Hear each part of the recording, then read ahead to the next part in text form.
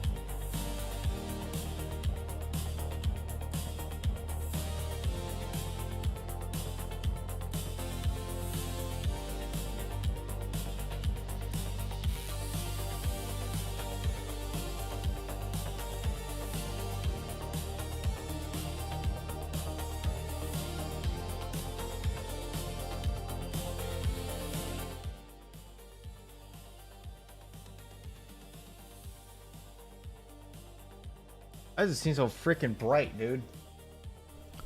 Now my lights are bad. Turn this down a little bit. Better late than never. Originally wasn't going to stream tonight. I was way past my time and when I was supposed to stream. Thought my kid or something, but we're good actually. Wi-Fi Gospel with the first super chat ever, $5. Thank you so much for that.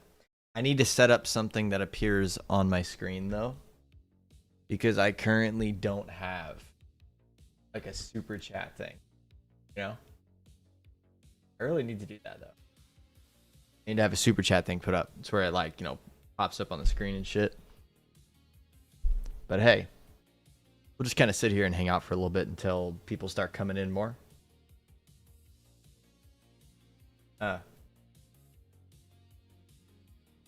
Laughing emoji. You guys get to watch me DM people on TikTok until I eventually start it up. How's it going, Slime? How you doing today? Definitely gonna be doing some reactions. Or not reactions. Well, possibly. You abandoned me. Oh, they were talking to me. I was like, what? How could I have done that? Bryce, he followed me. Who followed you? Hopefully you get two good one-on-ones. Probably not. That never happens. You ever notice how when I start cooking somebody, especially on TikTok, I start getting bombarded by a bunch of people?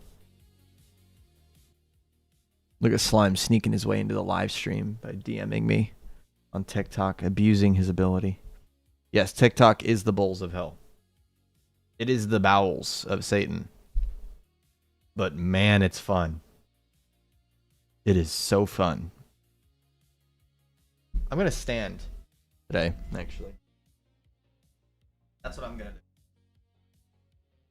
do. I don't stand very often anymore. But I'm feeling awake. You know? I feel like standing's good for me.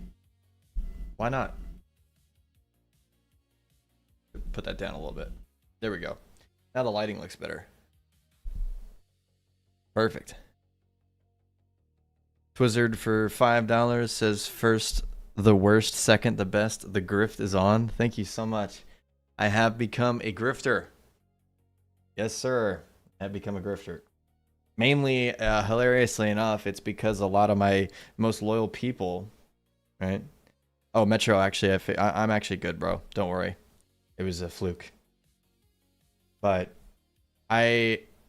hilariously enough, the main reason why I started, putting these things in, the super chats, is because a lot of the people that have been watching me for about a year and a half-ish have been saying like, yo, bro, like, I'll freaking donate to you if you just freaking turn this stuff on. I've been trying to avoid it. But we're good. Embrace the grift. I might as well. I'm not going to sell courses. I'm not going to sell tutorials on anything. If you guys ever have theological questions or anything regarding like the stuff that I talk about, you can just DM me. All right. So that is the one thing that I'm never, ever going to lock behind anything. But something that I do plan on doing here soon is I do plan on making some member-only videos for the YouTube channel for whoever becomes a member. I'm gonna start making like long-form refutation content on like entire paradigms, entire systems of thought, just going through the whole thing, history of that thing, the way people believe it, and basically just completely steel manning it and then completely deconstructing it. And I plan on doing a series that is members only, where I'm going to go through pretty much as many worldviews as humanly possible. So you can keep that in your back of your head. You don't have to become a member right now if you don't want to, but that is something that's coming. I think I have 2 tiers of memberships right now. I'm clipping that, and when you sell your first course, I'm going to blackmail you for a Lambo. Yeah, fair enough. But I'm not going to sell a course. The closest thing that I will do is have member videos. So I might do member videos, but that's about it. Most theological question one can ask is, how do you grow and treat a beautiful beard? Testosterone, brother. That's testosterone. I'm actually going to do something. If you're in...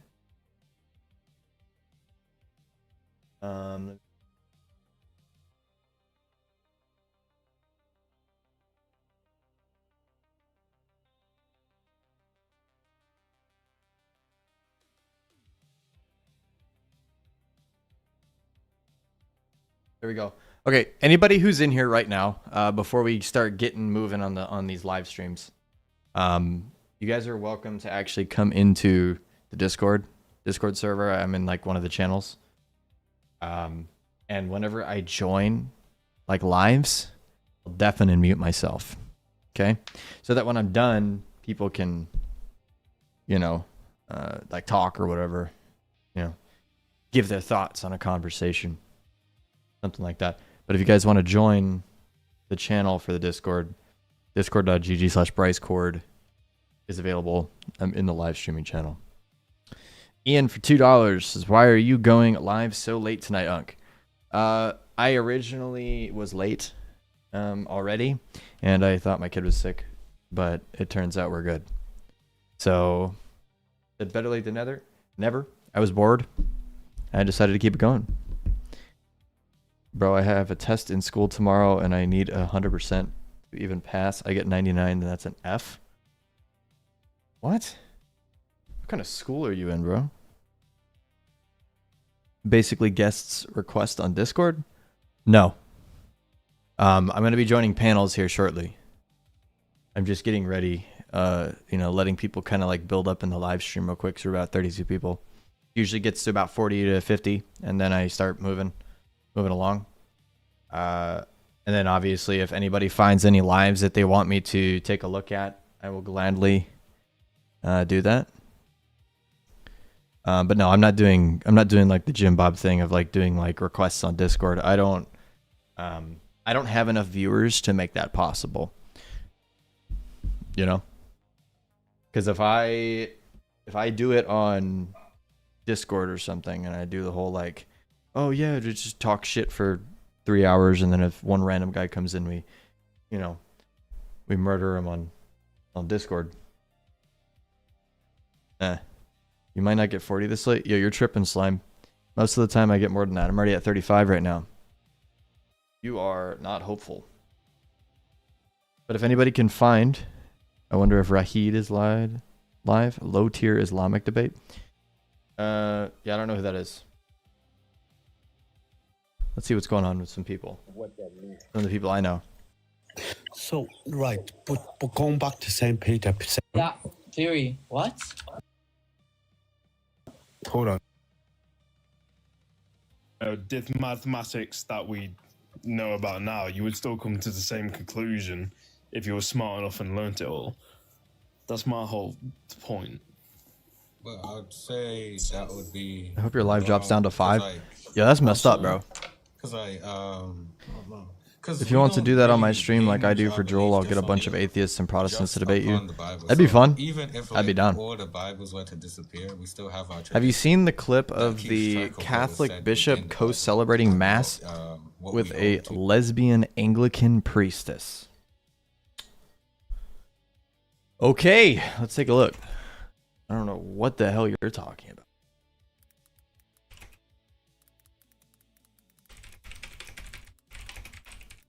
Let's oh man. A Catholic bishop just Hold on a second. All right. You guys see that all right? Should be. How do you fail driver's ed? Crash the car. celebrated Mass with a lesbian Anglican priestess in a gay marriage.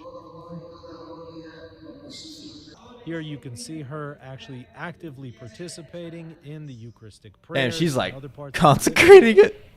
Here she receives the Eucharist at a Catholic Mass in a Catholic cathedral where she is obviously concelebrating in the liturgy. And here she is at the end, cleaning up at the end of the Mass. So there's obviously a lot going on here. I just did a full video covering all of the details, who these people are, why this is happening, and what needs to be done in response. Go and check it out. I'll put a link to it in the comment section. And by the way, make sure to hit that subscribe button if you appreciate the... Yo, dog. It's your boy Reason and Theology here. Today I got some freaking fresh news for you about the Catholic Church. All right? We got some gay shit going on.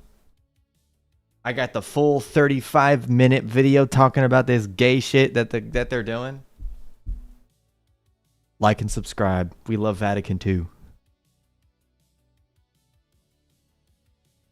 That's what he sounds like. Like at all times. No, bro. No. I'm not debating Deconstruction Zone. I've tried multiple times. He kicks me immediately when he notices philosophy. I think that... oh, this isn't even the same. Yeah, this is the same fucking... This is that same crowd of people, bro. So here's the thing about these people. I've tried so many times to debate these people. It never works. They kick you as soon as they hear philosophy come out of your mouth. Insane. It's not even worth the time. Filioque is the least of the problems? Yeah, I agree. I am not Protestant, Athena. I am Orthodox.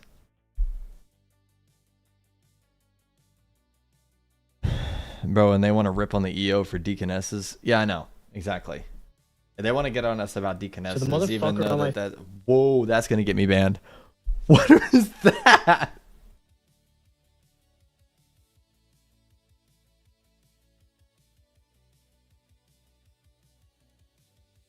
My daughter up. I think she's up.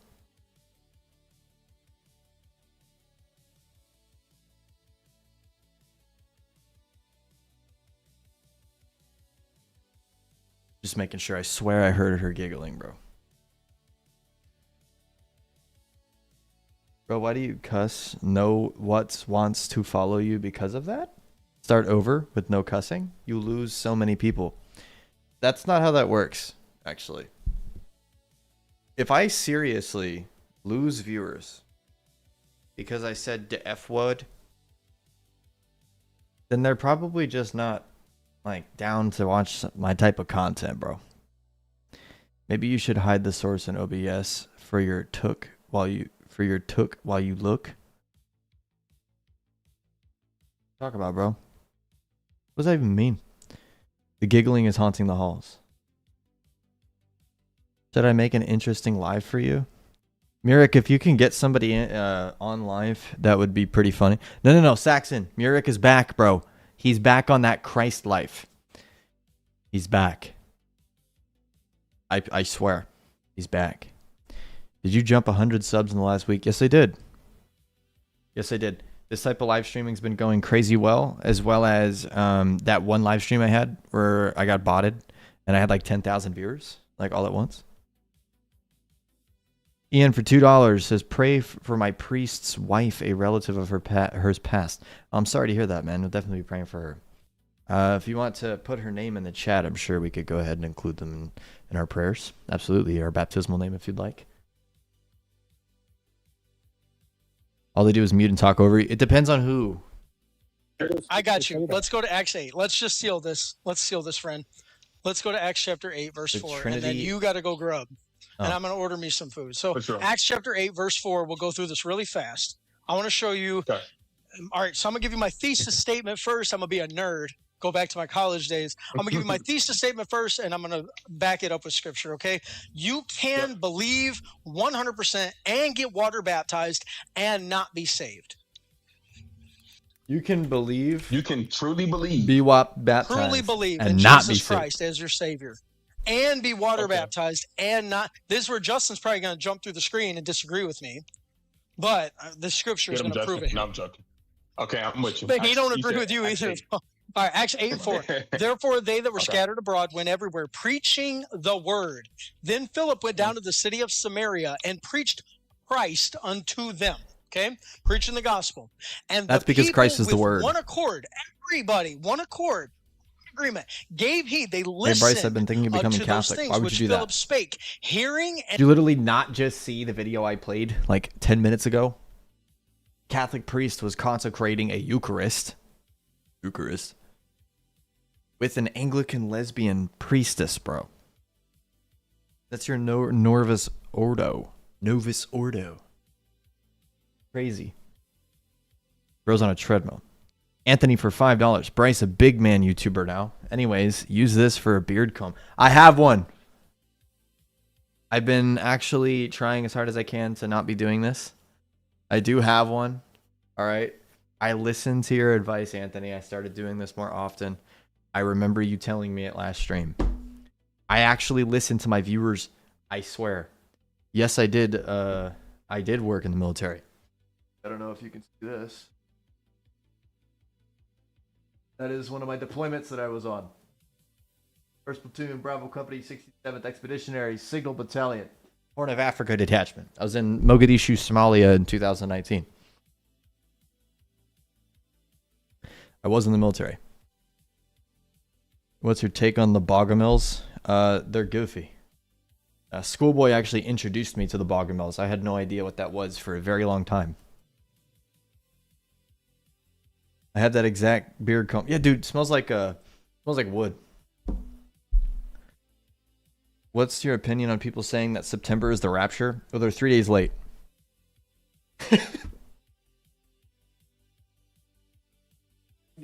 But see what I do is I take verses and then I do the math on them. You know what I mean? And somebody needs to find some brain rot lives, dude. Because a lot of these guys, like I've talked to like over 100 times, and they probably won't even let me. I hate. Is my life? You guys ever seen this guy?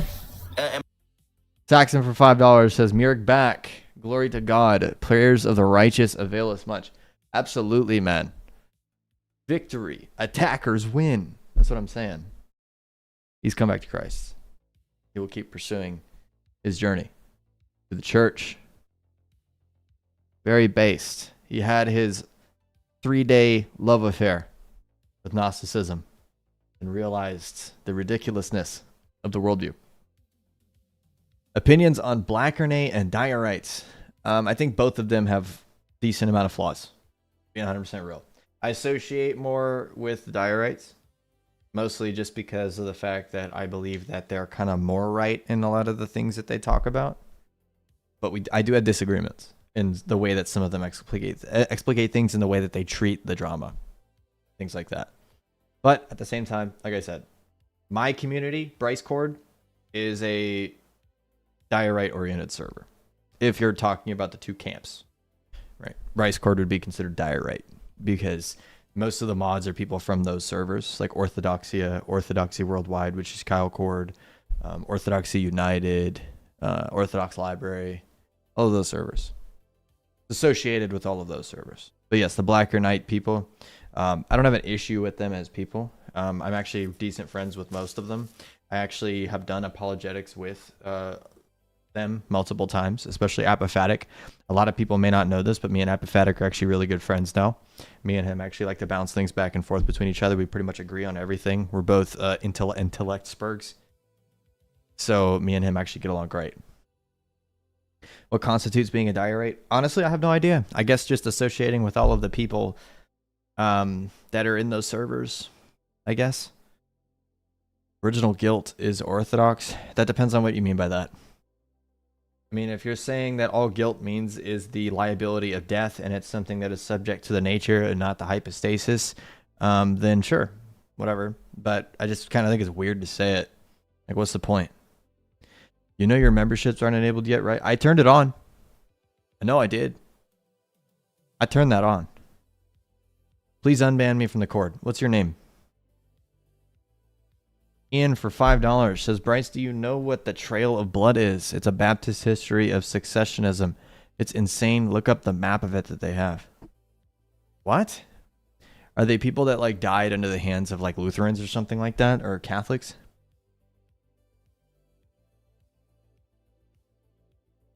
What do you have on Constantinople for?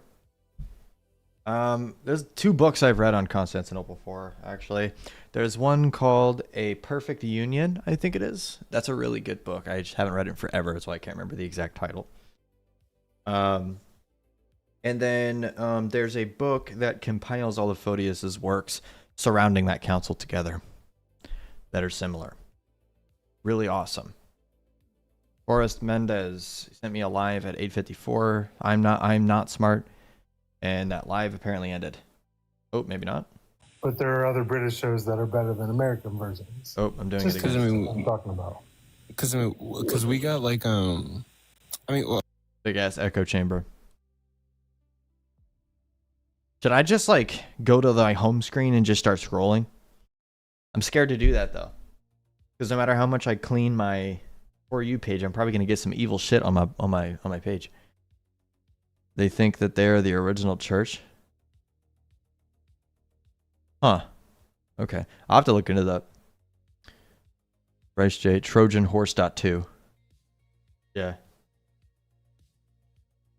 Yo, by the way, I don't know if you guys play video games. If you guys like games that are like League of Legends. But this game that Amazon's making called March of Giants, by the way, is freaking amazing, bro. It's like League of Legends, but like 1,000 times better. It's like steampunk era. Hide the source on OBS until you find a stream. Duh. Yeah, that's fair. I don't know why I'm doing. Just do this for now. It's honestly not a bad idea. I don't know why I'm not just like hanging out talking to people and freaking, you know, doing it that way. Wi-Fi Gospel freaking sitting over here giving me streamer knowledge.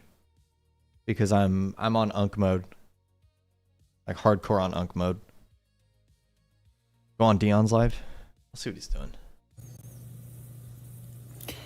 Where it says they were called Catholic. Yeah, I believe Catholics are Christian. Look at this guy. Yo, Steve, you're not that guy, pal. Why is the Greek word Catholic in Acts chapter 9, verse 31?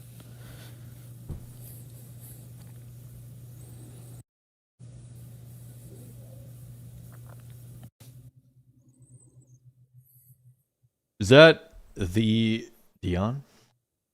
Live? Yep. At this hour? Yeah. You alright, man? Mm-hmm. You're never live this late, bro. Yep. Yep. Are you good? Yeah, bro. I'm good, man. You sound so tired. Nah, I'm not tired, bro. You have anything you want to talk about, bro? I don't know. Don't know.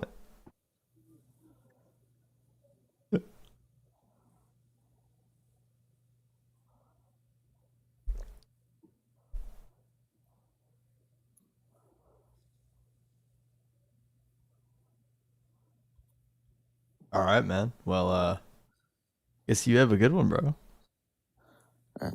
God bless, man. The fuck was that, man? What the fuck was that? Yeah, that was crazy, man. Just didn't want to talk immediately, dude. Why are we doing that? Where's your Discord server at? Matt Slick is live? Fuck off, bro. To the motherfucker on my... Oh. Matt Slick, huh? Oh man, this is rough. Because God granted that they exist in that timeline and made choices. I would say it's a combination of both. Well, that's what I said. Matt God Slick created them in that timeline. It's the only reason they exist, and he gave them the free will, right? Like. Yes, I believe that's right. So you already said he's sovereign over. Can't find Bryce Cord. Sovereign over everything. Well, when you say sovereign over free will, what does that mean? Oh crap, I spelled it wrong. What do you mean by that? Sovereignty means that God is the one who is ultimately in control of all things within the realm of his existence. What does he believe in? He has the right to do whatever he wants in any place, any time. Okay? I've never actually like watched him debate. That link ain't it? What? I have a perspective, and I'm going What's to even share the it with you topic? just to get your feedback on it. When you say God chooses to do things, that could be true, but I also think it might Calvinist? be more difficult than that. I'm just gonna God presup can only presup him on the do canon. what is in his nature to do, right? So it's only. Is that what I should do? It's only possible that I think God I should does just go what's straight to moral. canon. And it's also, I think, impossible for God not to do something that is. Be careful. You say he does something that's moral. Are you saying there's a moral standard outside of God? No, that's within his nature, not So outside of. I don't believe in divine command theory. He knows a God bit of the simply canon too. Acts according to his nature. Which What is does that always even good. mean? I believe that's correct. Okay. So all choices that he makes are because of his nature. That's what I think, yes. And all the choices an He's unbeliever gonna makes whine is about because it. of his I don't nature. give a shit. That's an easy clip if he wants to whine about it. All He's gonna choices that instantly an spur who unbeliever wants to makes take a is bet on how because long of it takes. his nature. Yeah, he makes choices consistent with his nature, right? All right, I'm requesting.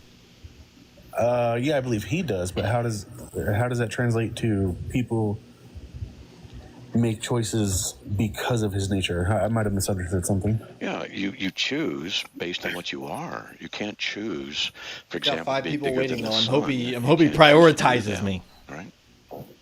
Reformed Baptist. Huh? Yeah, that's right. Okay. All right. So, but God is so sovereign over everything, even your free will. And now, last night you said basically that God won't violate anybody's free will, right? I don't believe that a loving God could do that. Well, what about the God of Scripture? Yeah, I believe the God of Scripture is a loving God. So I think it's logically impossible for God to give free will but not allow us to use it. Okay, so when Jesus called the Pharisees out, or Is he against the temple Deuterocanon? tables, Well, that's not even the wasn't he problem. I mean, the problem I'm violating going their to free will give at that point because they is freely wanted I'm going to him try to make leave, him but he affirm the wouldn't great agree with them. apostasy. Well, that doesn't violate their free will. Sure, their will is that he leave, but he did not obey their will, so he's violating their free will. No, I think we're equivocating free will at that point.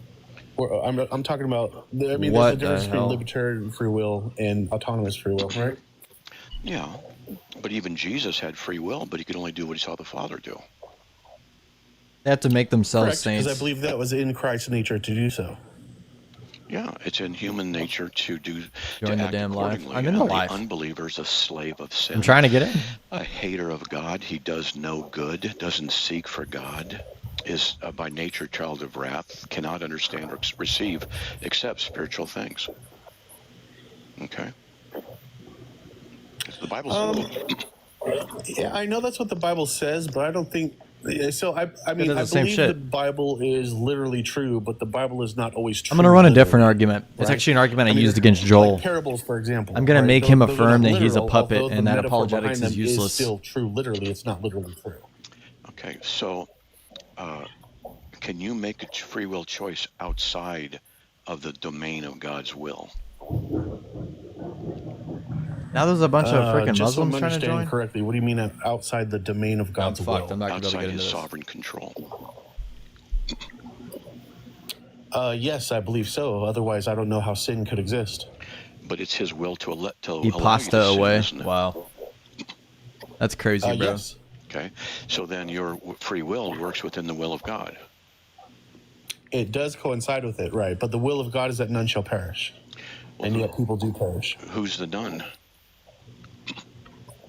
Nobody made in the image of God.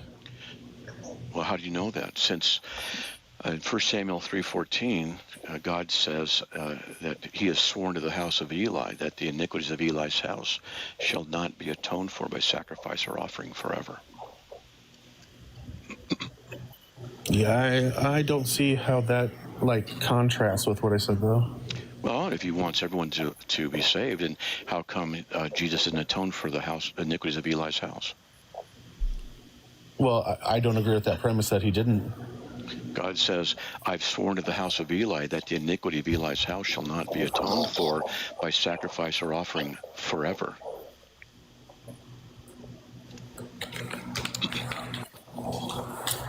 Why does he use that microphone, This is bro? the Ellen tulip then, right?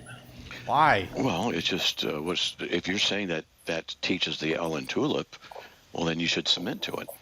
Well, I'm asking if I'm correct. Well, you said he died for everyone.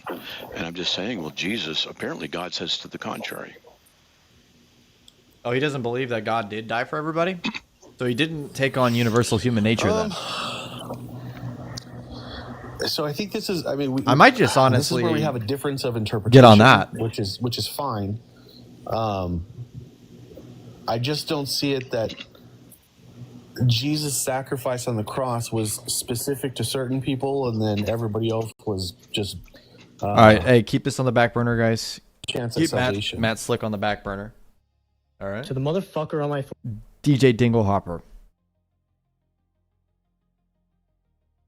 That's a link. I'm not answering no links. Oh, Matt Slick. Another link. Guys, you gotta send me the actual live itself, bro. Arabian Princess. Hinduism is the truth. Wow. You read with me? Yes. What does this say? No Noah's Ark has not been found. Ark has not been found. Next reason. I've seen that they found the 10 Commandments, I think. How does that prove the Bible? Okay, yeah, there's 10 Commandments. Could be written down by anybody. It's written in. I've never debated a Hindu. This might not go well. I'm willing to try if you guys want me to. If you guys want me to, I'll join this. I've never debated a Hindu though. I don't even know what to attack. That's my that's what I want to ask. So How do you know God Go to exists? the bathroom real quick. Put in the chat See, one me, if I you want me to can't tell join you this. that, I've but never debated a Hindu. We could two, have if you want evidence me to by move on. faith and stuff. Again, we looked over this. Faith is not evidence. Faith is literally the opposite of evidence, coping mechanism. And he ran. Second runner of the faith, day. bro. No faith. Bro, no faith. I'm literally being nice to them. I'm literally talking to them so nicely. Yeah, I'm so bored. I came up here for some action, bro. What's going on? I'm tired, bro. I'm tired. You're acting like me. What's wrong with you? I'm tired, bro. I'm tired. I'm sleepy, so that's why. She said boring. Whoosh. Kush, what's up? Hello, how are you? Yeah, what's up? Jesus is truth. You gotta follow Jesus. It's the only way to heaven. Are you gonna run? Okay, so when I start questioning what you're saying, are you gonna run? course not. Okay. We'll see how strong your faith is. Okay. Yeah. What would be the strongest evidence or argumentation as to why Christianity is true? I don't know, but Oh, you don't know. That's it. You don't know. Okay. Yeah. You don't know. Okay. So why are you a Christian if you don't know? You answered for me before I could even get it out. So. No, I didn't answer. I asked you a question. You said I don't know, so I don't know. No, you said you don't know. I didn't say anything. I'm just repeating what you said. Yeah, but you cut me off in mid sentence. Okay. Continue. Go ahead. Finish your sentence. So Jesus is the truth and the only way to heaven. Yeah, what's your evidence for that? Well, I don't think I can just give it to you within one sentence. You know? I didn't say you have to give it to me in one sentence. All you're doing is just repeating. Everybody put one. Say a sentence. You say, "What's your evidence of that?" Yeah, because I asked you for. I know. That's what. Yeah, because I asked you for evidence. I didn't ask you to restate your claim, right? No, but I know. Like 30 times. One second. I know what Christianity is. I know you believe in Jesus. I'm gonna hate this. I know you believe in the Messiah. I know you believe it's the way, the truth, the life, the way to Heavenly Father. I know this. I know Christianity. I've read about it. I know Christianity, right? But I'm asking, what's the evidence that what you're saying is true? Or what's the evidence that Christianity is true? Well, I just believe it because I believe it's what's right. So it's true because you believe it's true. That's a circular argument. No, I said I believe it's what's right. Huh? I believe it's what's right. Yeah, so it's true because you believe it's true. No, right as in the proper, correct thing to do. Yeah, so correct means it's true. If Christianity is the correct way, that means Christianity is the true way, right? Oh, you're so not really it's true because it's true, right? No, I'm saying it's correct because. I am currently requesting. Did I just run tag on this guy? Right? Just 1 second. So Christianity. I haven't been running right tag recently, but I think I should just run tag on this guy. Is that what's right? No, I think you're not understanding. Yeah, I think I should just run tag on him and hope he hear from some weird like polytheistic form of like transcendentals. When I'm saying right, I'm meaning it's like the correct thing to do. It's the right thing to do. So what's the evidence for that? The positive, the good. Yeah, so what's the evidence for that? That it's good. Yeah, I might just so run what's tag. the evidence that it's good? The evidence is that it's good, right? So I could Okay, so the evidence is that it's good because it's good and the evidence is good. Yes. Okay? I only know what's good by looking at it, and I can tell. So it's good because you look at what's good. Yeah, so if I look at somebody drowning in a river, I say that's bad. If I see them swimming and they're not drowning, I say that's good. Okay, but I didn't ask if Christianity is bad or good. I asked if Christianity is true or false. And that was my answer. I said it's true because it's good. Yeah, so if something is good, does that mean it's true? Wait, what? How does that correlate? If it's good, it's true. That doesn't mean anything. That's not. That sentence doesn't make sense. I'll give you an example. So I'll give you a reason why Islam is wrong. What's the evidence? One second. Wait, I can help you. Push, I can help you. So he's probably gonna kick you. We'll find out. If that's what happens, that's what happens, dude. I know. He's the host is crazy. Host, when in India and Nepal, they give 10 pounds to people to convert to Christianity. That is good. That's the good he's talking. That's the good part, yeah. Yes. And that's true. That's true. That's what makes it true. That's what makes Christianity. Yes, it's 5 pounds. Yes, that's 5 pounds. True. Correct. Not anything more, not anything less. 5 pounds. Like he's like taking advantage of like these idiots. Morals? Yeah, I have morals. Okay, so do you know what is good and what? Yeah, I know what's Yeah, I know what I desire. Yeah. Okay, so Christianity lines up with my morals. Yeah, so just because something lines up with your morals, that doesn't mean that the metaphysical claims are true, right? Well, it is true because what is good is good. Yeah, like for example, if Islam lines up with my You've seen morals, the rise in right? heavy like philosophical Islam debates about abortion on that TikTok. I agree with, Yes, like child rapists, Kojo right? is really and big then, on that. Kojo philosophy or whatever. Fixes with my morals, right? And I believe Islam is right because Whoa, I love Texas the morals. guy 20 with the Texas guy 88 with the $20. Love the content, bro. Appreciate that, man. Huge donation. Thank you very much. The unicorn is awesome. true, right? Yeah. Please. That's legit. Sick pedophile fucked. All right, we're gonna drop you, motherfucker. Crashed out already. Damn, bro. Why do these people crash out so easily? It's crazy. Because I said 5 pounds. If they give him 4 pounds, that's not good. Oh, come on, man. He picked somebody over me. You know what I mean? King David raped little children. Now what? Yo, bro. Child rape was not in the Bible? Your audio is echoing. Anyways, Zeke, what's up, bro? Yo, I got Maybe a I'm question. standing too close to the actual. Yeah. What's your question? I'm trying to be a Hindu. Like I'm No, trying to I don't want you to be a Hindu. No. No, like Hinduism. No, I don't want you to be a Hindu. No. Can I be part of the religion? No, I don't want you to be part of the religion. No. Why? I don't accept you. No. Damn.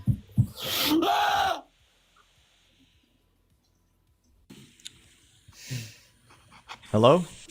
Brycej, what's up, bro? Are you gonna start screaming and pulling down your winky and doing Muhammad peace be upon him stuff like the other guy, or what's going on? I mean, definitely not any of that. My name's Brycej. Okay, thank you. Me love that. Thank you. Okay. Go ahead. What's up? Nothing much, man. I just wanted to, I guess, know like a little bit about Hinduism. You know, I don't know much about it. What's your religion, bro? I'm an Orthodox Christian. Yeah. I don't know much about it. Yeah, I'm only doing ops right now. So, like, for Would example, you not consider me an op? Yeah, you're an op. Yeah. Okay. So I mean, like, if you want to, so what you're actually saying is that you're not answering any questions about Hinduism and you're only critiquing is what you're saying. Yeah, that's what I'm doing right now. Okay. Yeah. Right now. Interesting. Okay. Well, yeah. So what's up? Yeah. So what would be the strongest evidence or argument as to why Christianity is true? Yeah, I believe that Christianity is actually the only thing that's capable of grounding any form of transcendental categories, like objective concepts. Yeah, what would be the evidence for that? Yeah, it would actually be through a specific syllogism that actually justifies the need for monotheism, specifically the Orthodox Trinitarian God. So do you do syllogisms at all? Go ahead. Alrighty. I'll go ahead and pull it up here. Oh, you have a script. Oh, okay, go ahead. It's a long syllogism, man. Yeah, but that's fine. Don't use the word must. Okay. Don't use the word must. You'll see. Go ahead. You Hindu guys don't like being called musty? Like, what's wrong? Anyway. Whoa. What's up with the insults, bro? What's going on with you? You okay? I mean, I'm just saying, like, I'm just kind of matching the energy that I've been seeing since I've been waiting this whole time. I'm just chilling, bro. What energy? In what circumstance did you get racism as an energy from us? Not racist. It's a religious attack, actually. Yeah, but usually like musty, dirty, smelly is like a bit like a racial. Sounds like you're the one who's a racist for thinking that's what I meant. How am I racist? Slave language. Yeah, we're used to it. Go ahead. Slave language. Oh, nice. All right. So, premise one, I'm sure that you would probably agree. There is either theonomous epistemology or autonomous epistemology. Yeah, I don't know what that is. Yeah, epistemology is the study of knowledge, or the study of basically the ability. I don't know what the other one is. Theonomous is basically knowledge that is derived from a deity, or knowledge that is not derived from a deity. Yeah, sure, I'll agree with that. Okay. Premise 2 is that if autonomous epistemology is true, then it is possible to make second-order knowledge claims. Which one is deity and which one is not deity? Theonomous is God, basically that God provides the justification for all knowledge. Okay. And then autonomous is like pretty much any non-theistic worldview at all. Okay. Go ahead. Yeah. No, wait. I'm sorry. Okay. Sorry. No, I agree with both, and I disagree with both. Go ahead. You Hindus are something else, man. Yeah, we're something else, man. It's different, bro. It's different. We don't use binary logic here. You don't use binary logic? There's no true and falses with you guys? No, because we know the truth. Why are you asking us to prove the truth in our religion then if you don't do binary? No. Because you don't. That's what we're trying to get you away from is binary logic. There's no yes and no. There's yes, no, and yes. Go ahead. There's no no's and yes yeses? Yes. So you affirm contradictions in your religion. No. Wait. Is there yes no's? There's a yes and no. There's a yes and there's no. There's also a possibility of both of them being false and both of them being true. Go ahead. Okay. So you believe that things can be true and false simultaneously? Absolutely. In the same sense. Absolutely. So your entire worldview allows the existence of contradictions. Absolutely. Okay. Proven so then by yeah, so quantum- then your worldview then necessitates that knowledge is impossible. Wait, you know that, right? proven by quantum mechanics. Quantum mechanics proves Hinduism? And the double slit experiment. When The a double particle slit is a wave- experiment proves Hinduism? Yeah. No. Wait. When a particle is a wave and a particle is a particle at the same time. Go ahead. Like, I'm like too sleepy for this, man. This dude just come on, man. The double slit experiment proves Hinduism? I'm like too tired for this, man. I'm like too sleepy. Do you even know what Hinduism is? I mean, it's I mean, I know about a couple of your it's a gods. I literally asked you at the beginning what Hinduism was, and you wouldn't even answer me. You wouldn't even tell me. So you don't know what Hinduism is? Hold on. Social. He doesn't know what Hinduism I know the only thing I know about Hinduism is from the. Hold on, Soul, chill out for a second. Hold on. Wait, it's okay. You don't have to mute him. It's okay. Just continue with the syllogism. This should be fun. Go ahead. Continue with the syllogism. The only thing I know about Hinduism is from the video game Smite, bro. Like, give me a break. All right. Go ahead. Go ahead. Continue with your syllogism. Go ahead. Okay. So, well, okay, honestly, like, I don't even really need to continue with the syllogism. You allow contradictions? Yeah, because you're debunked already. No. He's debunked already. Bro, you agreed that contradictions can exist. Yes. Why are you muting? 1 second. Why are you muting me? Don't. 1 second. I'm muting both of you. Relax. 1 second. But Can I talk to you, host, please? I don't think. Let's see. So for me, I don't think contradictions can exist. Go ahead. Okay, so is this dude a Hindu? Like, I don't understand. No, the other guy. Bryce, don't worry about that, dude. Don't worry about that. Wait, is your religion subjective? What's your doctrine, bro? Bryce, Like, can you? Religion is subjective to all people, man. Anyways, go ahead. Is the existence of God subjective to all people? I don't believe in God. What? Yeah, I don't believe in God. Do you believe in gods? No, I don't believe in gods. Wait. So wait. Is Hinduism, in your view, just like some kind of philosophical joke? Like, I don't understand. No, it's philosophy, but it's not a joke. I think Christianity is a joke. You think Christianity is a joke, but you're holding Hinduism. You're a Trinitarian, and you're talking about contradictions, bro. Like, that's like the pure hypocrisy, bro. Ooh. Just finish your syllogism. I'm giving you the chance. Go ahead, finish your syllogism. Well, dude, first off, like, you guys are all over the place right now. So what I'm gonna do instead is I'm gonna give you the floor to critique the Trinity. I'm gonna give you the floor to freely critique the Trinity on me. Bryce. Finish your syllogism. Dude, I'm not even doing the syllogism with you no more. You guys are all over the place with your theology. Bryce. Run it. Yeah, I literally just told you that you can fully critique the Trinity. I'm stepping back right now and saying, you know what? Show that the Trinity is a contradiction. Show that the Trinity is a contradiction. No. If you have a problem with it. I'm stepping out, okay? 1 second. Finish your syllogism. Go ahead. What are you... Okay, so first off, you just said that you don't believe in God, right? Yeah. Okay, so then you believe in autonomous epistemology?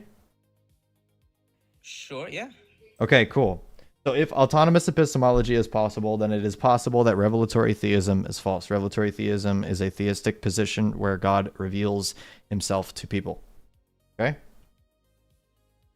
Premise 4, it is either God or not God. This is an exclusive disjunction in logic. Premise 5, not God, it means accidentalism for the universe. You know what accidentalism is? Why would it be an accident? Okay, that's not what accidentalism is. Yeah. You're basically saying that if it wasn't God, the universe would be an accident. Why would the universe The universe would be coincidental. No, it wouldn't be an accident. No.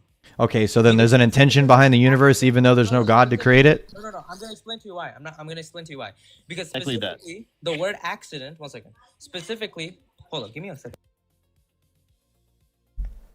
Okay, so specifically, accident means when things are intended to be one way, but it turns out to be another way. No, it doesn't. Right? So in order for that's what an accident. No, not in philosophy. An accident simply is just something that is either non-essential or it's something that could have not been. Do you understand? So it is something that is entirely coincidental. Are you following? No, I'm not. I'm using actually the most ancient understanding of the word. No. Specifically. The word accident. No. if I say I accidentally dropped this glass. Okay, yeah. You're using modern terms. I'm using ancient. If I say I accidentally dropped this glass, meaning that I didn't intend to drop this glass. My intention was not to drop this glass, but I happened so to drop this glass. That's what accident means. In order to say that the universe is I'm using accident in the philosophical sense. No. Do you understand? We're not gonna change no. I'm not changing the definition. This is the original definition of accident. Colloquial definitions of words, okay? I mean, I reject that. I'm using the philosophical terms. I'm using philosophical arguments. You're not even tracking what I'm doing. You're so lost. Go ahead. How am I going to do that if you don't even know what an accident is? I know what an accident is. You just explained the modern colloquial term for it. I explained what an accident was in philosophy, and you're not even tracking. You don't even. You can't even repeat back what I said it was. I'm saying I reject. Okay, then repeat back what my argument was then. Yeah, I'm. If you're tracking, repeat back what my argument was. I am rejecting your. Okay, cool. Now repeat back what my argument was, so I know you're tracking. Because you said you're tracking, so please tell me it. Bro, just finish the solution. Dude, I can't. You're not even admitting what an accident is, man. This is so boring. Like I'm tired. Testing 1 2 3. Hello. Yo, what's up, bro? I'm showing if that I'm to you. tracking P1, there is either theonomous or autonomous epistemology. Bro. Now there's somebody else theonomous debating. means knowledge derived from a deity. Autonomous means not derived from a deity. Mm-hmm. E2 is if autonomous epistemology is possible, then it's possible that revelatory theism is false. Here, the theistic position, revelatory theism is the theistic position where God reveals himself to people. Then P3 is either God or not God. And P4 is not God means accidentalism for the universe. Am I tracking so far? Yes. Can I please speak to you? I'm begging you. No, you're speaking to the panel. But to be, maybe you consider this nitpicky, but what did you think the philosophical definition of accidentalism is? That it would simply be something that is coincidental or non-essential, as used in Aristotelian logic. What do you mean by non-essential? Yeah, so it's something that's not necessary in order for something to be what it is. It's literally the definition of essential. Yeah, so why do you believe that not God mean? I mean, if you want us to poke at the premises now, or do you want to go through all the premises and then for us to... I mean, you guys can poke now if you have an issue. Are you a Hindu? Yes, I am. Okay. So can you explain why not God means accidentalism? Yes, because if there's no intention behind the universe, it automatically entails that there is some form of coincidence or an accident that caused the universe. Just repeating the same thing. You just repeated that. Yeah, that's entailed from that. That's a true that's an exclusive disjunction. If there is no God, no. I literally just told you that would be considered disjunctive. If there is nothing to create the universe. Yo, Ominous, did he not just... Yo, are you gonna let me talk or what, man? Like you just keep muting me. That's all you're doing. Yeah, go ahead. Yeah. So my question specifically is, why is it that you believe that not God means, like, what is the rule that you're using to affirm the entailment? Because of the fact that there is no creator, that necessitates there is no intentionality behind the universe itself. Because intention implies that there is somebody who intends.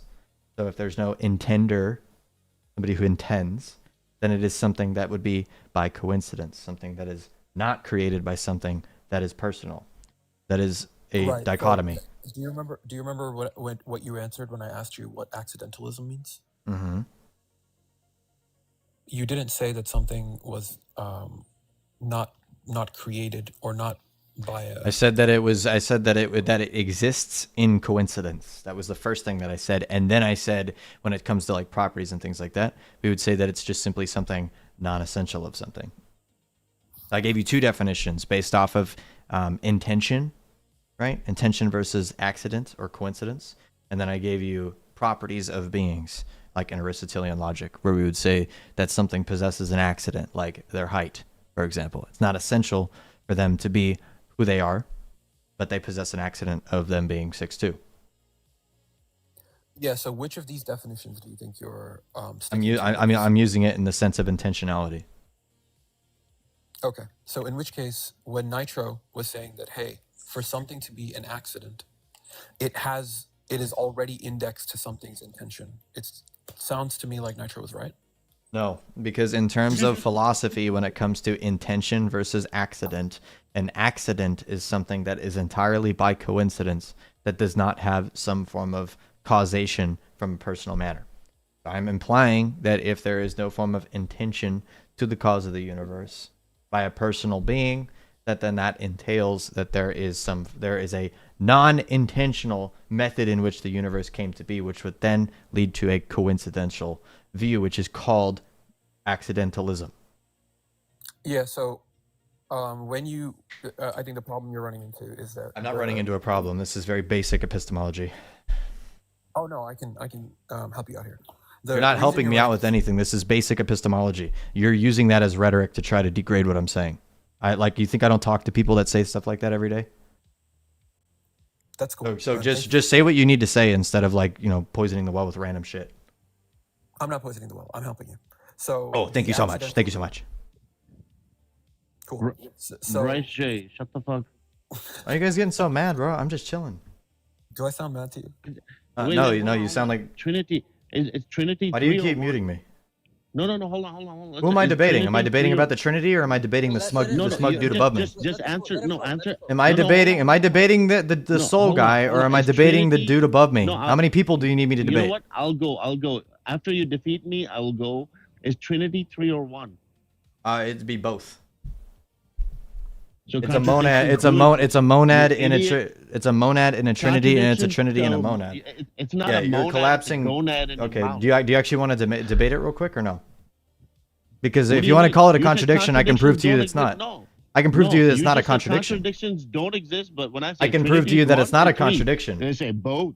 I can prove to you that it's not a contradiction. Do you want to actually? How are you going to make an accusation and mute me? What is that? What is that even doing? Okay, stop muting me. Do you want me to actually show you why it's not a contradiction? Well, you want to be nice to Holmes? I'll leave it alone. What? Okay, can you tell him about stop being a smug? Like nice smug? No. I respect people that respect me. Do you understand? Listen, hey, Brycej, he was being nice to you. He wasn't being nice to me. He was being smug by saying, I'm going to teach you this. I'm going to show you because you seem to be confused. No. You understand? No, that's in your mind. That's in my mind. It's in my mind. No. You disconnected. No, that's in your mind. That contradiction is in your mind. Yes, it is in your mind. Wait, don't remove him. We're trying to keep him. I don't know who did. Don't remove him. Don't remove him. Come back up. Don't give him a free pass to run. Oh my God, you gave him a free pass to run, man. No, it's fine. Don't worry. I already got that one. What's up again? All right, cool down. Have a conversation. That's fine. I've been chill, bro. I just had to talk because my mic's far away from me. No, you've been very sarcastic. What do you mean I've been sarcastic? I've been trying to have a conversation with you. I'm showing emotion. What do you mean I've been sarcastic? What do you mean I've been And now you're just mocking me? Yeah, exactly. So you don't have any arguments, leave emotions out of it. Listen, leave emotions out of the conversation. Emotions. You brother, you affirm contradictions. I literally don't care about anything you have to say. You affirm contradictions. I don't care about anything you have to say. Yeah. Like you literally, dude. Can I explain how that's not a contradiction? And 1 is 3. Can I show you how that's not a contradiction? Can I show you how? No, you get. Oh, I can't show you. Don't worry about me. I can't show you how it's not a contradiction. All right, go ahead. Show me. Show me what gonads were gonna. Go ahead. Okay, I'm gonna ignore that. So in terms of God being 3 in 1 and 1 in 3. Right, he is 1 in nature and also 1 in act or energy type or energy token and energy type, which is the natural ability to do something, versus the active act of performing an action that would be in all 3 hypostasis in 1 instantiation. So every time that God performs anything, it's in a triadic manner. So from the Father through the Son and the Spirit is a singular instantiation of an act. It's a singular act being performed through God. So there's 3 hypostases or persons in God, which is the who-ness, and there's 1 singular whatness and 1 singular operation or how-ness in God, which then means that there is a monad in the triad and there is a triad in the monad.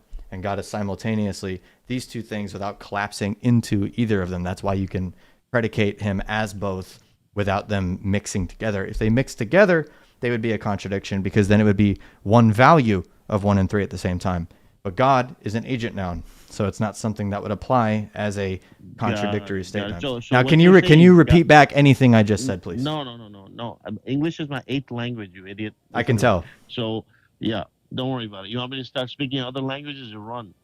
So what you're saying, God is A1, AB, AC. Is that what you're saying? Excuse me? What you're saying, God is 1A, 1B, 1C. Is that what you're saying?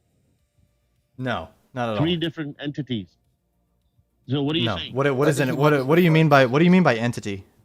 He might be referring to when you said that there are three different who's, but one what? Yes. Yeah, there'd be Who's the three different who's? The three different who's, the Father, Son, and the Holy Spirit. So there are three different who's. I already admitted that. A who? Yeah, but what's a who? A hypostasis, or a particular of the common nature. Okay, so or a individual subsistence of a rational nature as well. Gotcha. So it's three different rationalities you're talking about. No, there's one singular rationality in God. I literally said dude. I just said that it's an individual subsistence of a rational nature, right? But there are no contradictions, right? So they cannot be three who's. How does that a contradiction? Please give me your argument. What's a who? Who's the entity? What? Okay, what is an entity to you? When you say who, like, hey, who do you know? You're not talking about three people. You're talking about one person, right? I mean, that could be either regarding the being itself, or that could be referring to multiple people in the plural sense. I mean, like a band is a who. No. A band is a who. Time out. You said it's three particulars, right? So if I'm understanding correctly, it's only kind of in like theology proper, so it's not like to the created order. I don't know what theology proper and created order here means, but let me see if I'm understanding correctly. When you say there are three particulars but one essence, where you say, it's like saying that I have three clay dishes in my house, but I only have one clay stuff in my house. So there's three particulars and one substance, essentially? No, if you use the clay analogy, that collapses into modalism, so we wouldn't affirm that. Okay. In which case, how do you use the term who that is mutually excluded from the term what? Well, the same reason why that, like, I would be considered Bryce, but you and me would both be called human. Right, but there are how many humans when you and I are in a set? How many humans are in that set? Yeah, there'd be 8 billion humans when we're talking about humans, and I can give you the argument as to why we are separated and why we can count individually versus the reason why hypostases can't be counted that way. I don't know why you're laughing. I'm offering an argument to you. I'm offering the argument. Do you want me to offer the argument, or are you just gonna laugh? Okay, you heard me. Steelman, when I said that? You're saying the same thing three times. You said I'm offering an argument. Let me clarify. This is the issue you run into when you try to have a term who that is somehow distinct from the term what. How does that show an issue? I'm still waiting for that. Wait, who's he talking to, you or me? I'm talking to what is it? Oh, he's talking to both of us because who's just one? He's talking to humanity.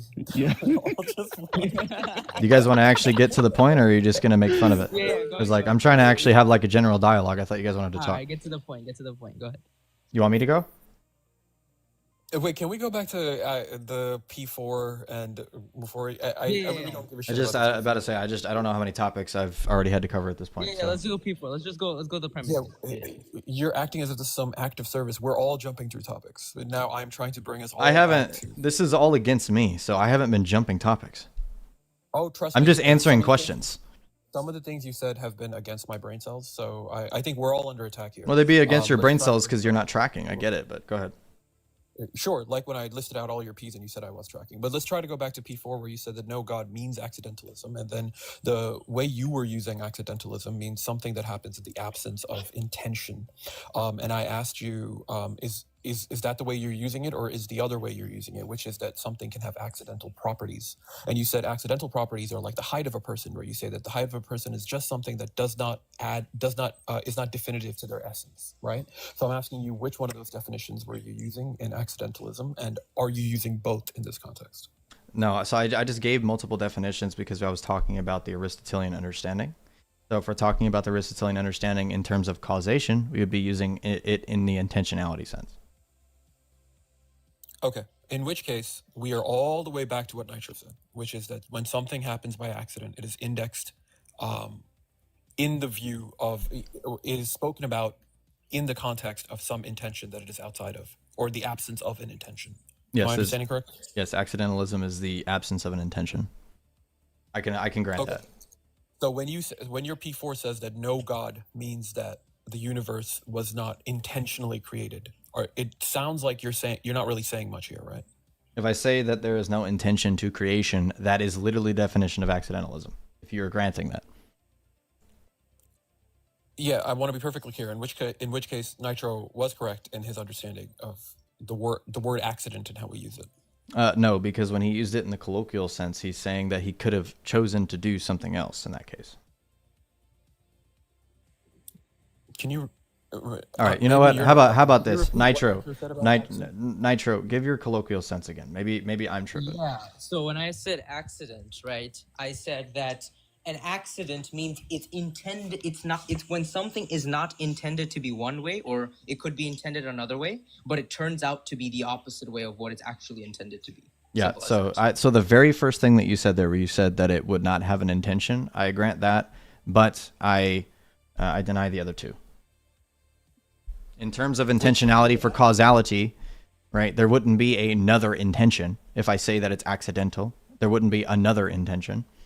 And then the other thing that you said regarding how it was be the opposite of the intention, that implies that there was some form of intention that we can talk about. So then I also wouldn't grant that either. I think this is a very circular here. I think we agree, but we're just. Can you explain how that's circular? Yeah, no. The thing is, I think we agree with our definitions, but we're just circulating around amongst them. Okay, so the first thing that you said, where you say that it would be something with no intention, I'm okay with that. Yeah. So continue. Yeah. Go ahead.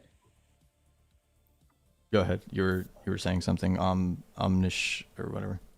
Omnisci. No, I just wanted to clarify that your P4 is that if there is no God, then the universe wasn't intended by some mental agent, something that can intend. Yes. Right. So if the universe wasn't intended, then the universe wasn't intended. Yeah. Okay. In which case, yeah, P4 isn't really saying much, but go ahead, continue with P5. Okay. So then an exclusive disjunction next in P5, it would be, it is either not God, or sorry, it is either God in a revelatory manner or not God, right? In the autonomous manner. Okay, you okay with that? P5 is either God in a revelatory manner or not God in an autonomous manner. When you say revelatory manner, are you saying that the existence of God is revelatory or the absence of God is autonomous? No, so I'm saying that basically if you concede that there is a theonomous epistemology, that in order to ground that there's a theonomous epistemology, you must know of this God in some way, therefore it must be revelatory in some way. That's why it must be revelatory rather than deistic. It's actually making it to where deism is not something that can be counter-distinguished here. So your P5 is saying that if I hold theonomous epistemology, which means we know stuff because God, or some stuff we know because God is telling us some stuff. Then no, that's not what epistemology is. Knowledge derived from a deity. Does that work for you? Sure. Knowledge derived from a deity being the principle or foundation for all knowledge whatsoever. Not that the God is the thing that's giving you knowledge, but rather that it's the principle or the foundation for that knowledge that we do possess, which is not the same thing. Because it's not directly giving you it, it's rather just the foundation for gathering any truth whatsoever. Cool. So P5 is saying that if it's God, when you say revelatory manner, you're essentially saying theonomous epistemology. Yeah, that if you grant that it is God in this case, that it must be some form of revelatory theism. What do you mean by if I grant that it is God? It is God what? That God exists? No, that it would go from P1, that if you grant theonomous epistemology, you are granting in some sense God. Yeah, I guess I'm trying to understand P5, because you said either God, revelatory manner, or not God, autonomous manner. Yeah. I'm saying, what does either God mean here? Either God exists. If you choose God, it is revelatory theism. If it is not God, it is autonomous epistemology. That's a disjunction. Why? what does this if I choose God mean? Like if I think God In the exists, it's a disjunctive. Do you know how disjuncts works? Can you just answer the question? If I think God exists? No. I'm saying that if you affirm theonomous epistemology, you are affirming God in P5. So if I affirm that God exists because theonomous epistemology. I mean, you don't even have to affirm that like God just exists in the sense of that. I'm saying that if you concede theonomous epistemology specifically, then that grants the existence of God automatically. I'm not saying that if you just affirm the existence of God, that grants theonomous epistemology. The syllogism started with theonomous epistemology as P1, not whether or not God exists. I hear you. I'm trying to figure out what P5 is saying. So could you repeat P5? Maybe there's some word in there that I forgot, because I keep reading P5 back to you, and it doesn't seem like it's saying much, but say it again. It is either God in the sense of revelatory theism, or not God in the sense of in the sense of accidentalism or autonomous epistemology. It is either God in the sense of revelatory theism. Because if you affirm theonomous epistemology, meaning that knowledge is derived from God, you're affirming the existence of God, and you're affirming that you know about this God in some way, shape, or form that is revelatory, meaning it's not deism, which is that you affirm some form of creator that you cannot know in any sense. Is this not just restating P1? That it is either theonomous or autonomous epistemology? Yeah, and that if I think knowledge is derived from a deity, then obviously I'm granting a deity. And if I do not think knowledge is derived from a deity, then I'm not granting a deity. Not to say that I'm affirming the absence of a deity. I'm just not granting one.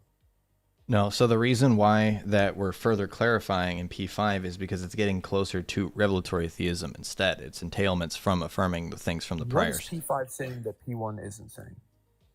So when it says it is either God, revelatory theism, right, that's the first time that I make the claim that theonomous epistemology entails revelatory theism. Okay, so revelatory theism is different than theonomous epistemology. By itself logically, yeah. I mean, I'd say that that's when soundness comes in, where you have to affirm that it actually gives a soundness of something, rather than just logical validity. Yeah, so can you flesh that out? What do you mean, like the difference between logical validity and soundness? No, how we're at revelatory theism. Yes. So if you affirm theonomous epistemology, you are affirming that God is the grounding for all knowledge whatsoever. If you know that God is the grounding for all knowledge whatsoever, then you, in some way, shape, or form, know the God that you're talking about. So then, therefore, there must be some form of revelation in some way, shape, or form that is given to either you personally or by something given publicly in history. Yeah, do you think that's airtight? Yes. It's not, because he used the word if. Oh my gosh. I mean, say it again. Say it again. Say it again. Say it again. Go ahead.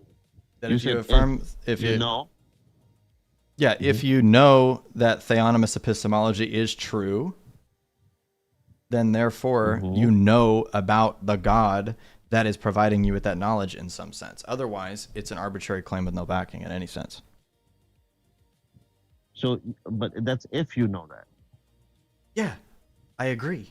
Like, what does that have to do with the syllogism that I'm giving? Like if, no, because you're saying if you know that. You don't know that. That has nothing to do with the syllogism I'm giving. It has everything to do with it. Dude. Yeah, I'd like to zoom in a little bit. So when you say that if I affirm theonomous epistemology, then I must know the God this is coming from, or this is derived from. There's the must I was talking about. There's the must. Right. I think unironically, Solskjaer was right. You should have avoided must. You should have taken his advice, because now what you're saying is that if I believe knowledge is derived from God, then I must know about this God in some sense, right? Yes. What happens if I just affirm the impossibility of the contrary? In terms of like what? The contrary, like in the contrary being what? what if I was of the position that autonomous epistemology doesn't make sense to me? So I think that I think that there's only two options, theonomous or autonomous, and I don't think autonomous is true. I have no knowledge about the nature of this God from which knowledge is derived from. Because so it doesn't seem to me that it's airtight that you get revelatory theism from if God. Yeah, because if you affirm theonomous epistemology or you reject autonomous epistemology, if you first off, if you reject autonomous epistemology because it's a neutral disjunctive, it's a neutral disjunct. If you deny one of them, then in some sense or shape or form, you must have some kind of positive attestation to the contrary. So you're otherwise, saying that it doesn't quote unquote make sense is arbitrary. Right. So at this point, you're holding the position that me simply saying autonomous epistemology doesn't make sense is enough to qualify as knowledge about God? No, that's not what I said at all. Okay, I said so that if you deny autonomous epistemology, that in some way, shape, or form you must know something about theonomous epistemology that makes more sense. If you do not also know that theonomous epistemology is true, all while rejecting autonomous epistemology, you're making an entire arbitrary claim by saying that autonomous epistemology is arbitrary. Yeah. I don't think you're getting any of this, Soul. I'm not going to lie. So, in my dumb brain, right? In my dumb brain, with my eighth language being English, right? So I can tell you what he's saying. He's saying, bro, if you think no, wait. You want me to list those out? But anyway, go ahead. What he's saying, if white is white, right, and black is black, there's no more freaking colors in the middle of white and black. That's what he's telling you. And if that's the case, if white is not white, white must be black.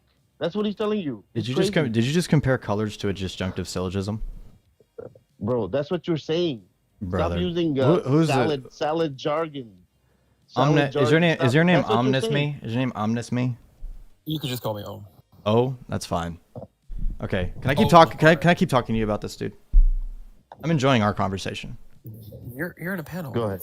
I know I'm in a panel, but at the same time, like this dude just compared colors to disjunctive syllogisms, and you seem like you know what you're talking about, dude. No. I know what I'm talking about. Listen, don't use the word if and must, okay? And then go ahead. Let's see what you do. Why? It's a disjunctive syllogism. Why would I do that? Because you're talking about if it's a logical entailment. It must be black. No, that's what you're saying. If white is not white, it must be black. Yes. This is slavery language, bro. Slavery language? Logic is slave language, bro? This is slavery language. It's only white and black for them. There's no gray. Colonizer language, man. No, stop. Break these chains. Yeah. So remember, my criticism here is you can imagine that somebody can hold the position that autonomous epistemology is leads to a contradiction.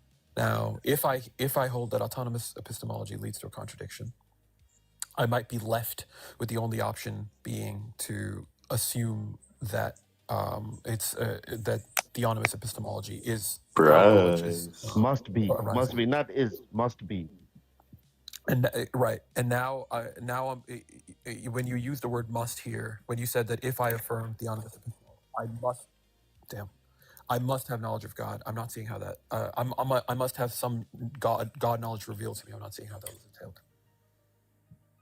Yeah, because if you reject autonomous epistemology as, I guess, incoherent in a sense, right?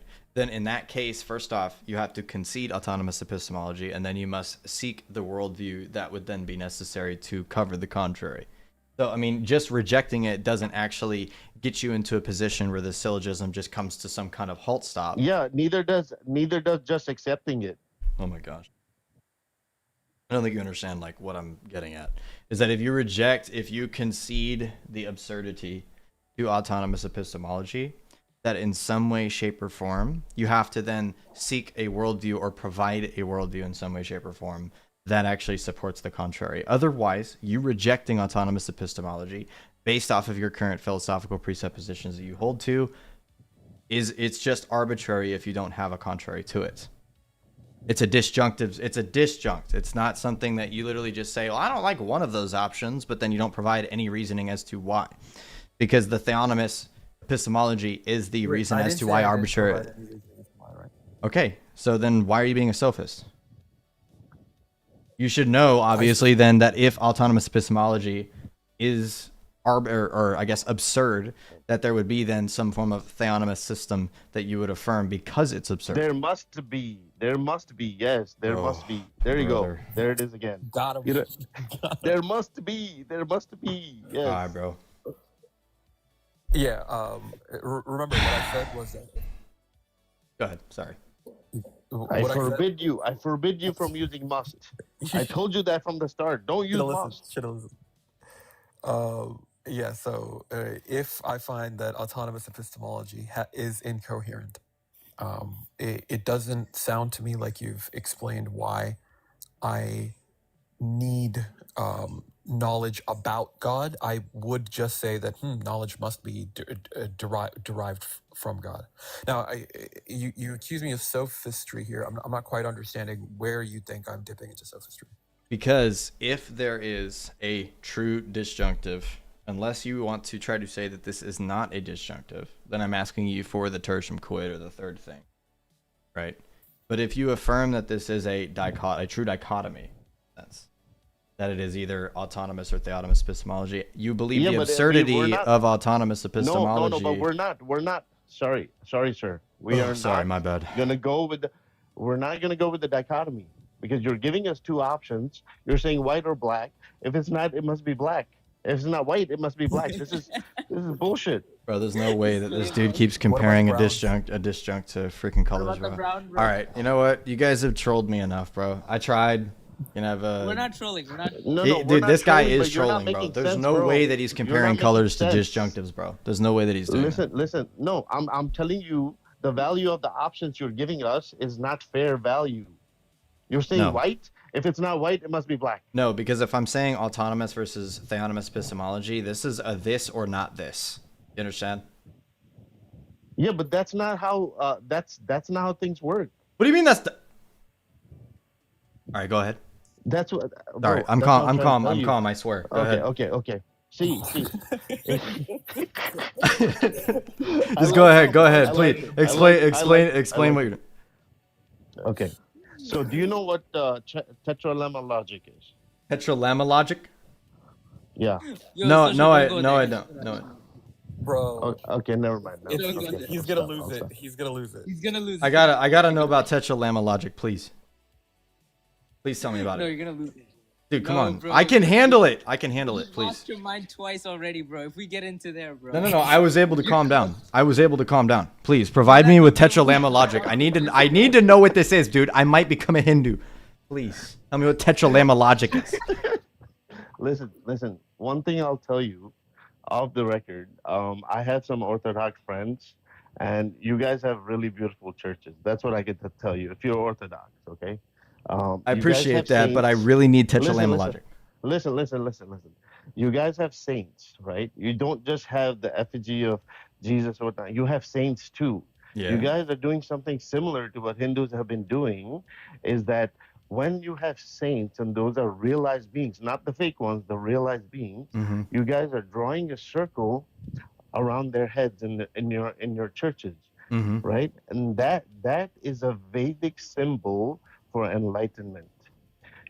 I can tell you, my brother, listen, I can tell you this, right? Christianity has come a long ways, right? And we all live in Christian countries, so I have no hate against Christians. However, this is a debate panel, okay? I'll be honest with you. As long as you see all human beings as equal instead of white and black, as long as all human beings are in the gray shades, right? I mean, I believe that every human being is made in the image of God. I think that's as equal as you can get.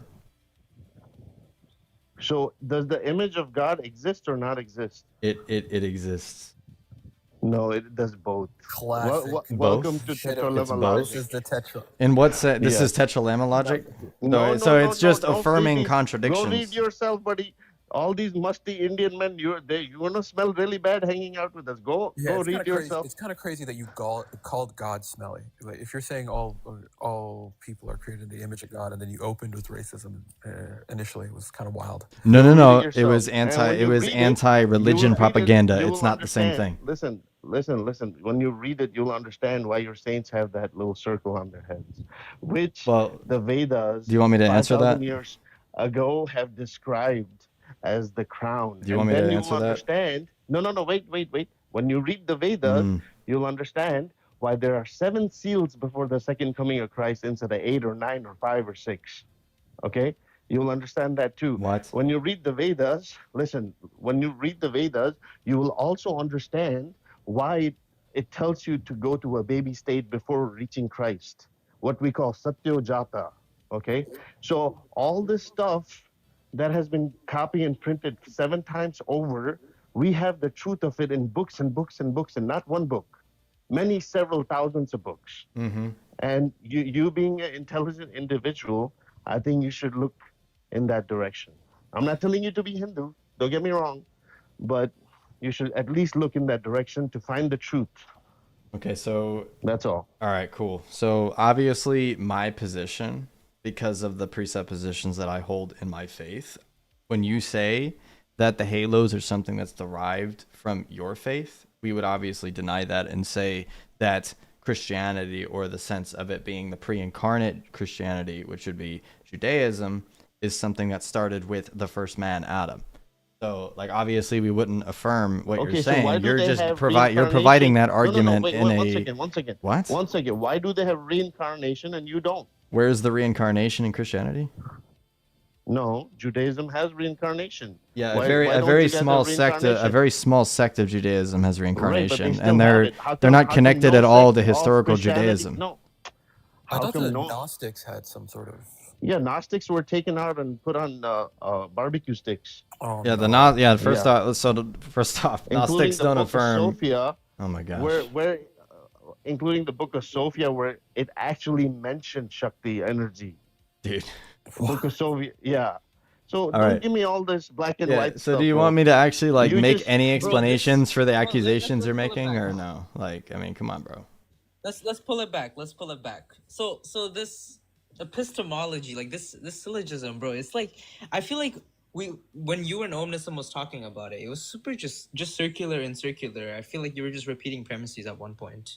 No, I was further formalizing the premises that came prior.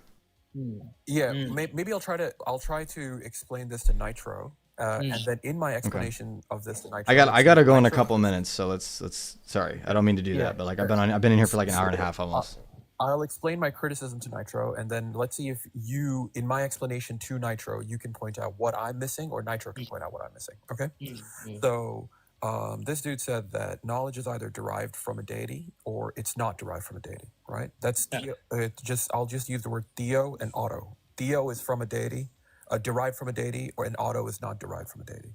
Okay. Now he says that if you affirm, if you think that theo is true, right? Like if knowledge is derived from a deity, then you also must, this also entails something called revelatory theism. Revelatory theism is the implication that some sort of knowledge about God was revealed to me, because I cannot stick to theo if I don't know something about this God from which this knowledge is derived from. And my criticism here was that I could just affirm theo by believing in the impossibility of the contrary, which is that I could say that auto has some contradiction or incoherence that makes me non-sympathetic towards that view. And my only view is that I don't think auto is true, that sends me to theo without any knowledge or revelation from God. Does that make sense? Yeah. That is my criticism. So can you tell me where in my criticism am I missing something that you've said? Okay, you're not missing anything in the criticism, but do you mind if I provide as to why the criticism work? Sure. Okay, so if you say that by the impossibility of the contrary, autonomous epistemology is, I guess, false, right? because it's impossible for, or sorry, theonomous epistemology is true because of the impossibility of the contrary, right? In the sense of everything else being deleted, or in this disjunctive, the autonomous epistemology would be false just because of that. If you say that something is impossible, there is an impossibility of the contrary, that's something that's derived from the coherentist paradigm, right? Would you agree with that? Sure. Okay. So we can have the most extreme incoherence, and we say the one that you found the most offensive, which was a direct contradiction in it. Yeah, I mean, like that would be kind of like the core root issue in the coherentist paradigm, is basically holding that if there's a contradiction, it's deleted instantly. Right. So, but like when we're talking about the impossibility of the contrary. Wait, well, I'm sorry. What's individual? What's the individual one? What? Social. Yeah. Individual epistemic autonomy. What is that? Is that the third option? What are you talking about, man? Did you just look that up for the first time? I did. I dropped it in ChatGPT. I say, give me a fucking third option, and it gave me individual epistemic autonomy. That's an autonomous epistemology, by the way. Is that the gray I was talking about? No, that's an autonomous epistemology as well. No, it says individual. Yeah, explain it real quick for me. I'm gonna prove it. No, I'm asking you. You're the I don't. Grad, right? I'm not a Harvard grad. I'm a dude on the internet that likes philosophy. So again, like if you're saying individual epistemic autonomy, first off, autonomous epistemology, right? If it's individual, it's subjective, it's from the self. That's autonomous epistemology. It's literally just another way of saying the word, bro. Boom, that's Atman. That's Atman, bro. That is Atman. He's not ready for that conversation yet. Oh shit. No, is this that tetralamic logic? Is this that tetralamic logic shit? Bro, I got him. That's the self. The self. That's why they call it individual, because it is the image of God that they're going for. I just want the record to show that you said you're just a dude on the internet who likes philosophy. I'm a dude on the internet who doesn't like philosophy, and Nitro, I am going to make you pay me real money for this. Real money. Yeah, me too. How much we talking? This is actual abuse. All right, go ahead.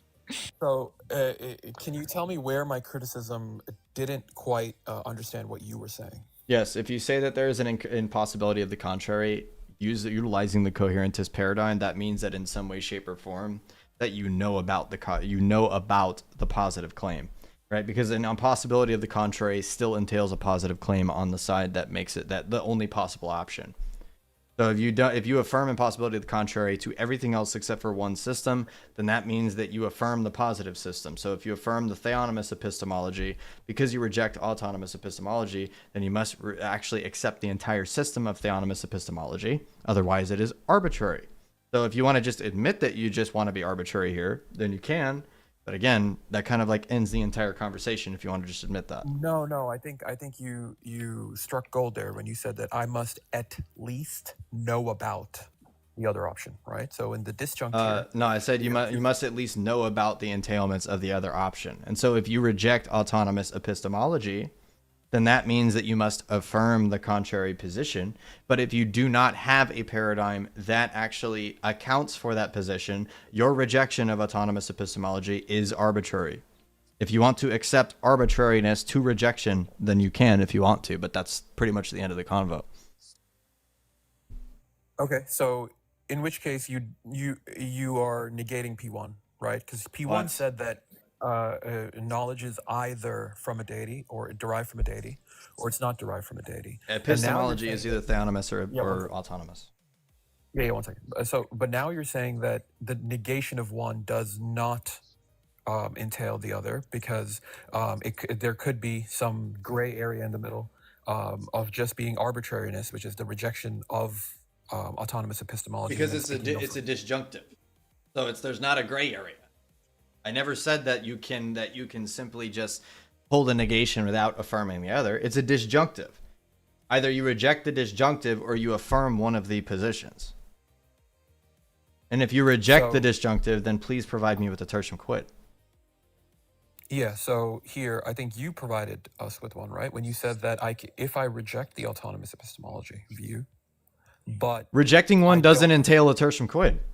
You're still literally putting yourself into the dichotomy doing that. In order for you to create a tertium quid, you have to create a third affirmative account that's not in the disjunctive.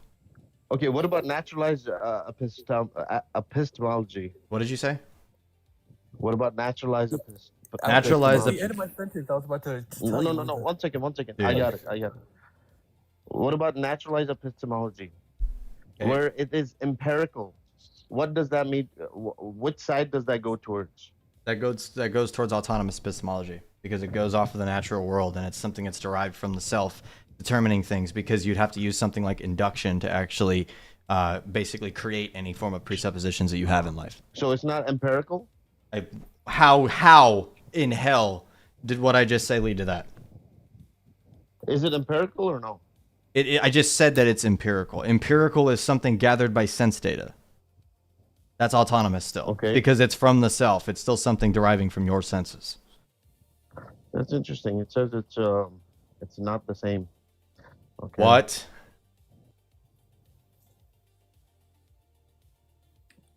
He's gonna lose it. I'm telling you, we can't go anywhere near the tetralemma.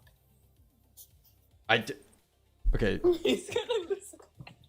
I'm losing my mind, bro. This is crazy. It's like I'm getting into like a no, dude. You guys are messing with my brain, because you guys are like, I'm having like a good. Hold on. Let me get this out.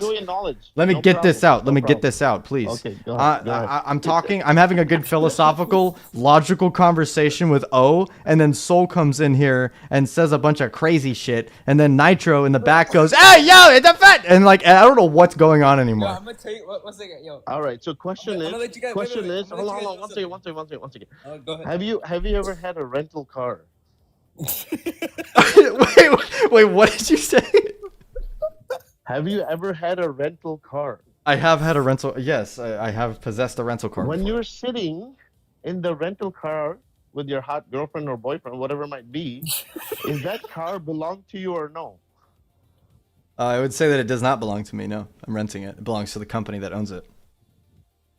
So the company can simply take it back at the moment that you have paid them for the car. What? Yes, they can take it back. I mean, they could take it back whenever they want contractually. Like, what are you talking about? It's their car. Yeah, but what I'm saying, while you're driving the car, you have paid for that car. It's not your car, but it's your. Are you talking car about, bro? Are you talking about a rental or are you talking about a lease? Okay, let's go over the leased car. Is the leased car your car or not? Before we continue, I want to throw something out there. Yes, in the contract, it is my car for a time period. Hold on. Right. So that. One second. Let me just throw something out there. I literally tried to drink some water and spit it out in the carpet. Hit him with the. Have you ever had a rental car? All right. So the lease car. All right. Yeah. Appeal to rental car fallacy. I don't know what's going on. No. I got you. So the lease car is not yours, but it is yours at that time, right? The lease or rental? I'm sorry. Leased. If it's leased, then it is yours for a time period. Right. So it is yours for a time period. However, it's not yours overall, correct? No, it is literally your car contractually for the time period that you sign the lease. I own a lease car right now. But not in a permanent sense, because you have to give it back. I mean, not in a permanent sense. I mean, you can literally just do a lease to own.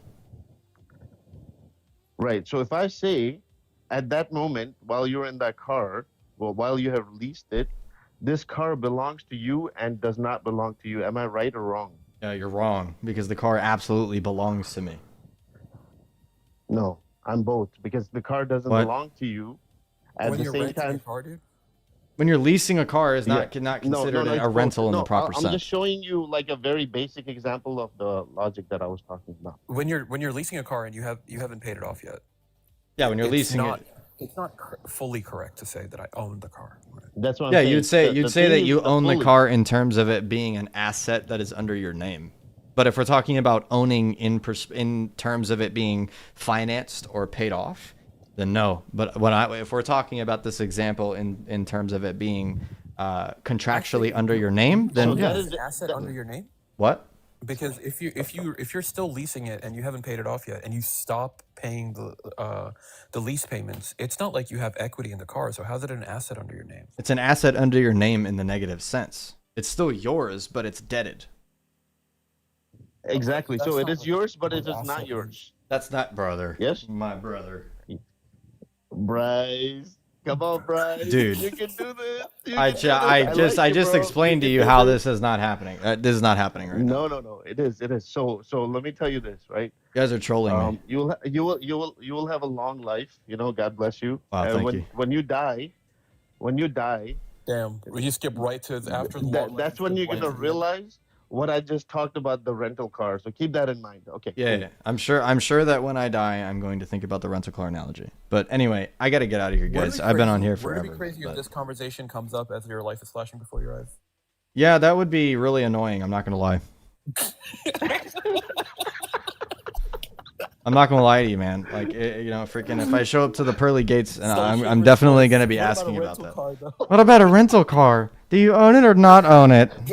This is an example of tetralama logic.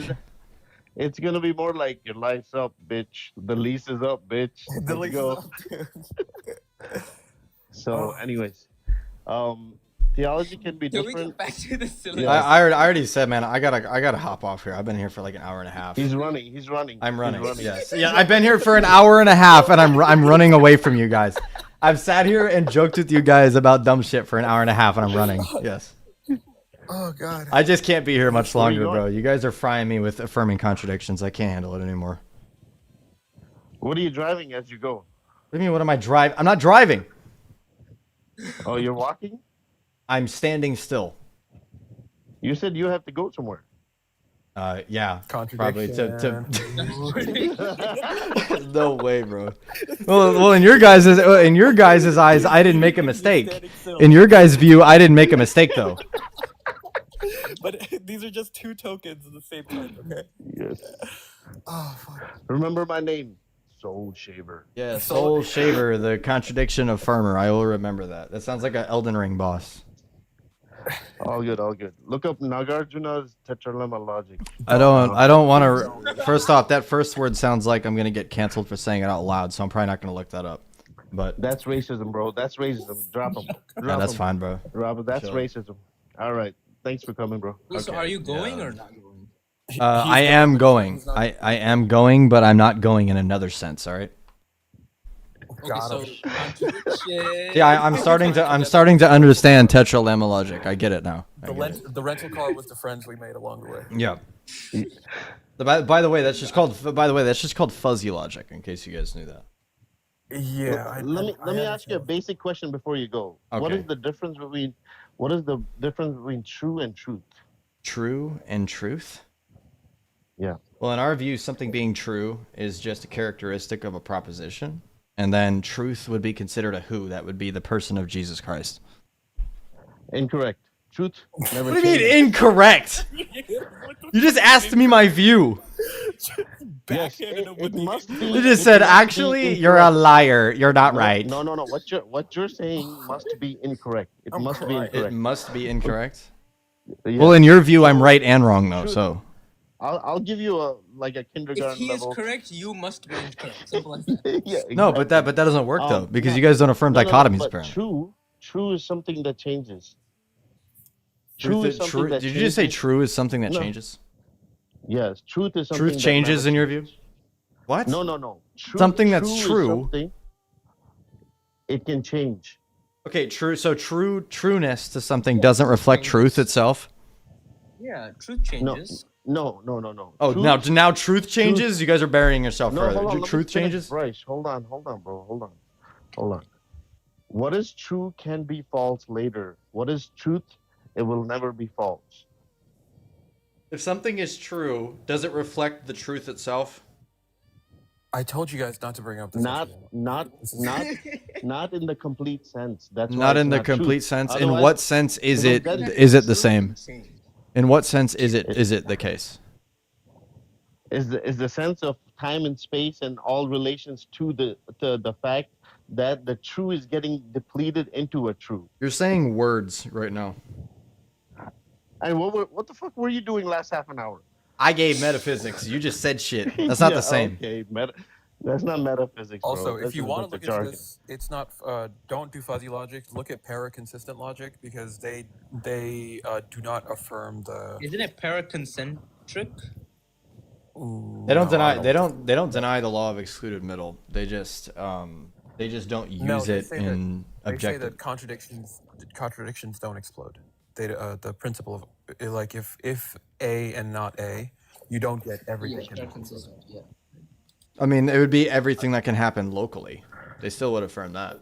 I forget the Latin. It's like ex falso, some Q word. The law of explosion. What about Dialectian logic? You say Diocletian logic? No. I said Dialectian logic. Dialectian logic? What's that? I'm about to get some diaphragm logic. He said, "What's that?" He doesn't know much. Yeah, you gotta read more, bro. Please. Yeah, I need to read. I'm sorry. Not read up enough. On tetralemma logic. You are and you are not. No, you are and you are not. Yeah. Not true, in the right true. direction. Am I God and not God at the same time as well? Yep. Wow. Literally, yes. Oh my You're God. Literally, yes. God and not God. I'm not ready for that though. No. If you close your eyes and still yourself, you will find the truth. If I still myself, I'll find out that I'm everything and not everything at the same time. Do not look up that image you were talking about. You will find out. Really? That's what your saints did. Yeah. Yeah, that's called. You talking about the inner stillness, bro? Yeah. Yeah, that's called hesychasm. That's not the same thing. Our prayers are entirely different in the way that you guys do that. I know. We have a segment of Hinduism that. Wait, hold on. We have a segment of Hinduism that's just like you guys, and we accept them also. Are they monotheists? Hinduism is all monotheist. What you see is not what you're understanding. Okay. What you see, the other gods that like you can't worship any other gods but one. No, it's not gods. So what? But I play the video game Smite. It says there's a bunch of gods. Yeah. I play my main character is Ganesh on that game.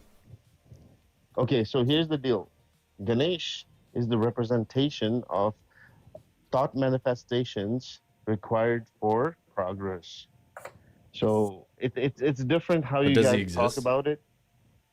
He exists, and do your thoughts exist?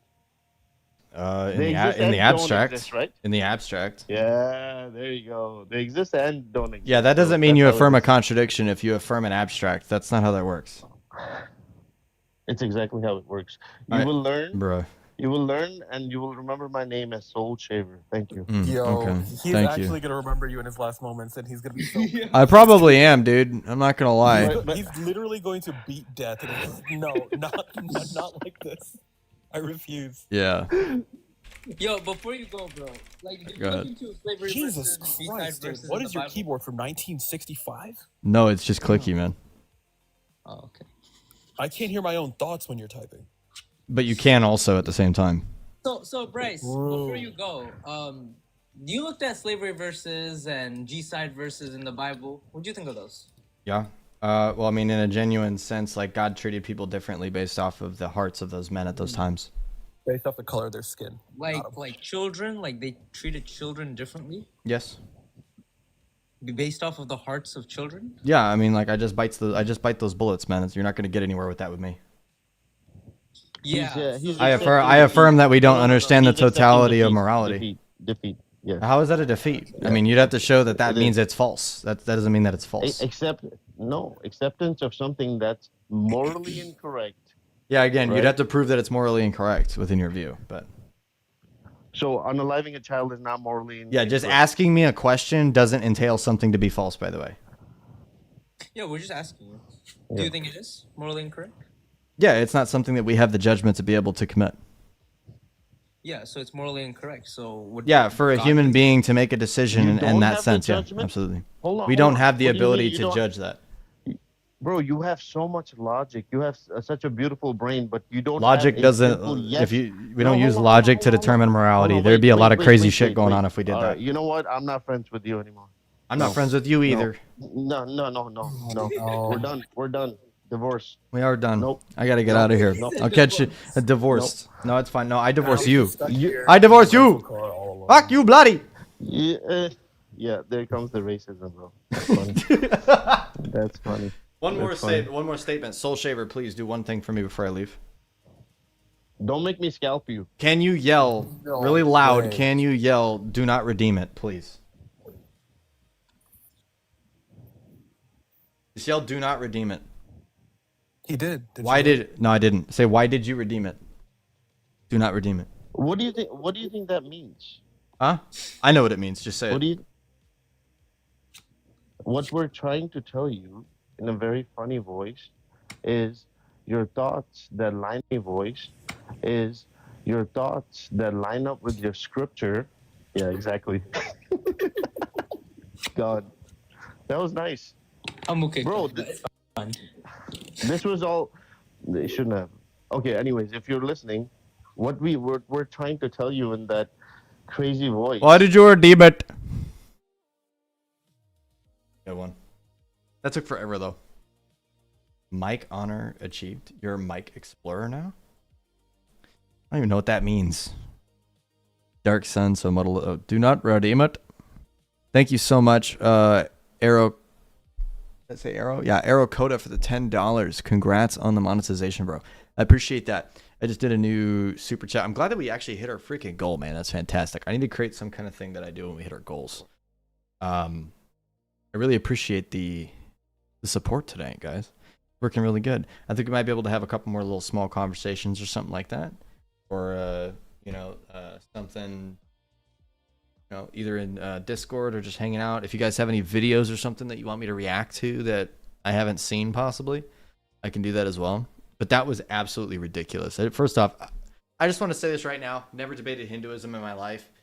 Easy 1v3. Those guys were really low tier. That shit was not good.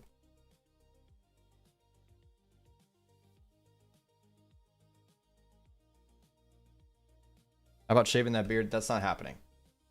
I can't do that. Excuse me, Abdullah? Ah! Abdullah? Any chance the windows roll down in here? You must have had this car for a while. That new car smell sure is gone. You know, you really are a hard worker, Abdullah. Are you even able to get time to bathe? We have arrived at your destination, sir. Finally! Abdullah, before I leave... You smell like a dog paw! Excuse me, Abdullah. Why would you send me that? That's crazy. So I believe this is some janked up loss of truth from the flood. Yes. I'm going to sit down now. I agree. I think that Hinduism is like some like lost flood religion. That somehow Bryce play games on live like Hamza. I don't know about that. I've tried that a couple times on TikTok. That shit did not work. At all. I did not maintain viewership at all doing that. Go back to Matt Slick. Okay, we'll see if he's still on. Somebody sent me that live. The issue of the Eucharist, they have a very similar view on the Eucharist. But the point is they both contradict each other in important doctrines based on apostolic authority. But I'm going to show you something right here. Okay?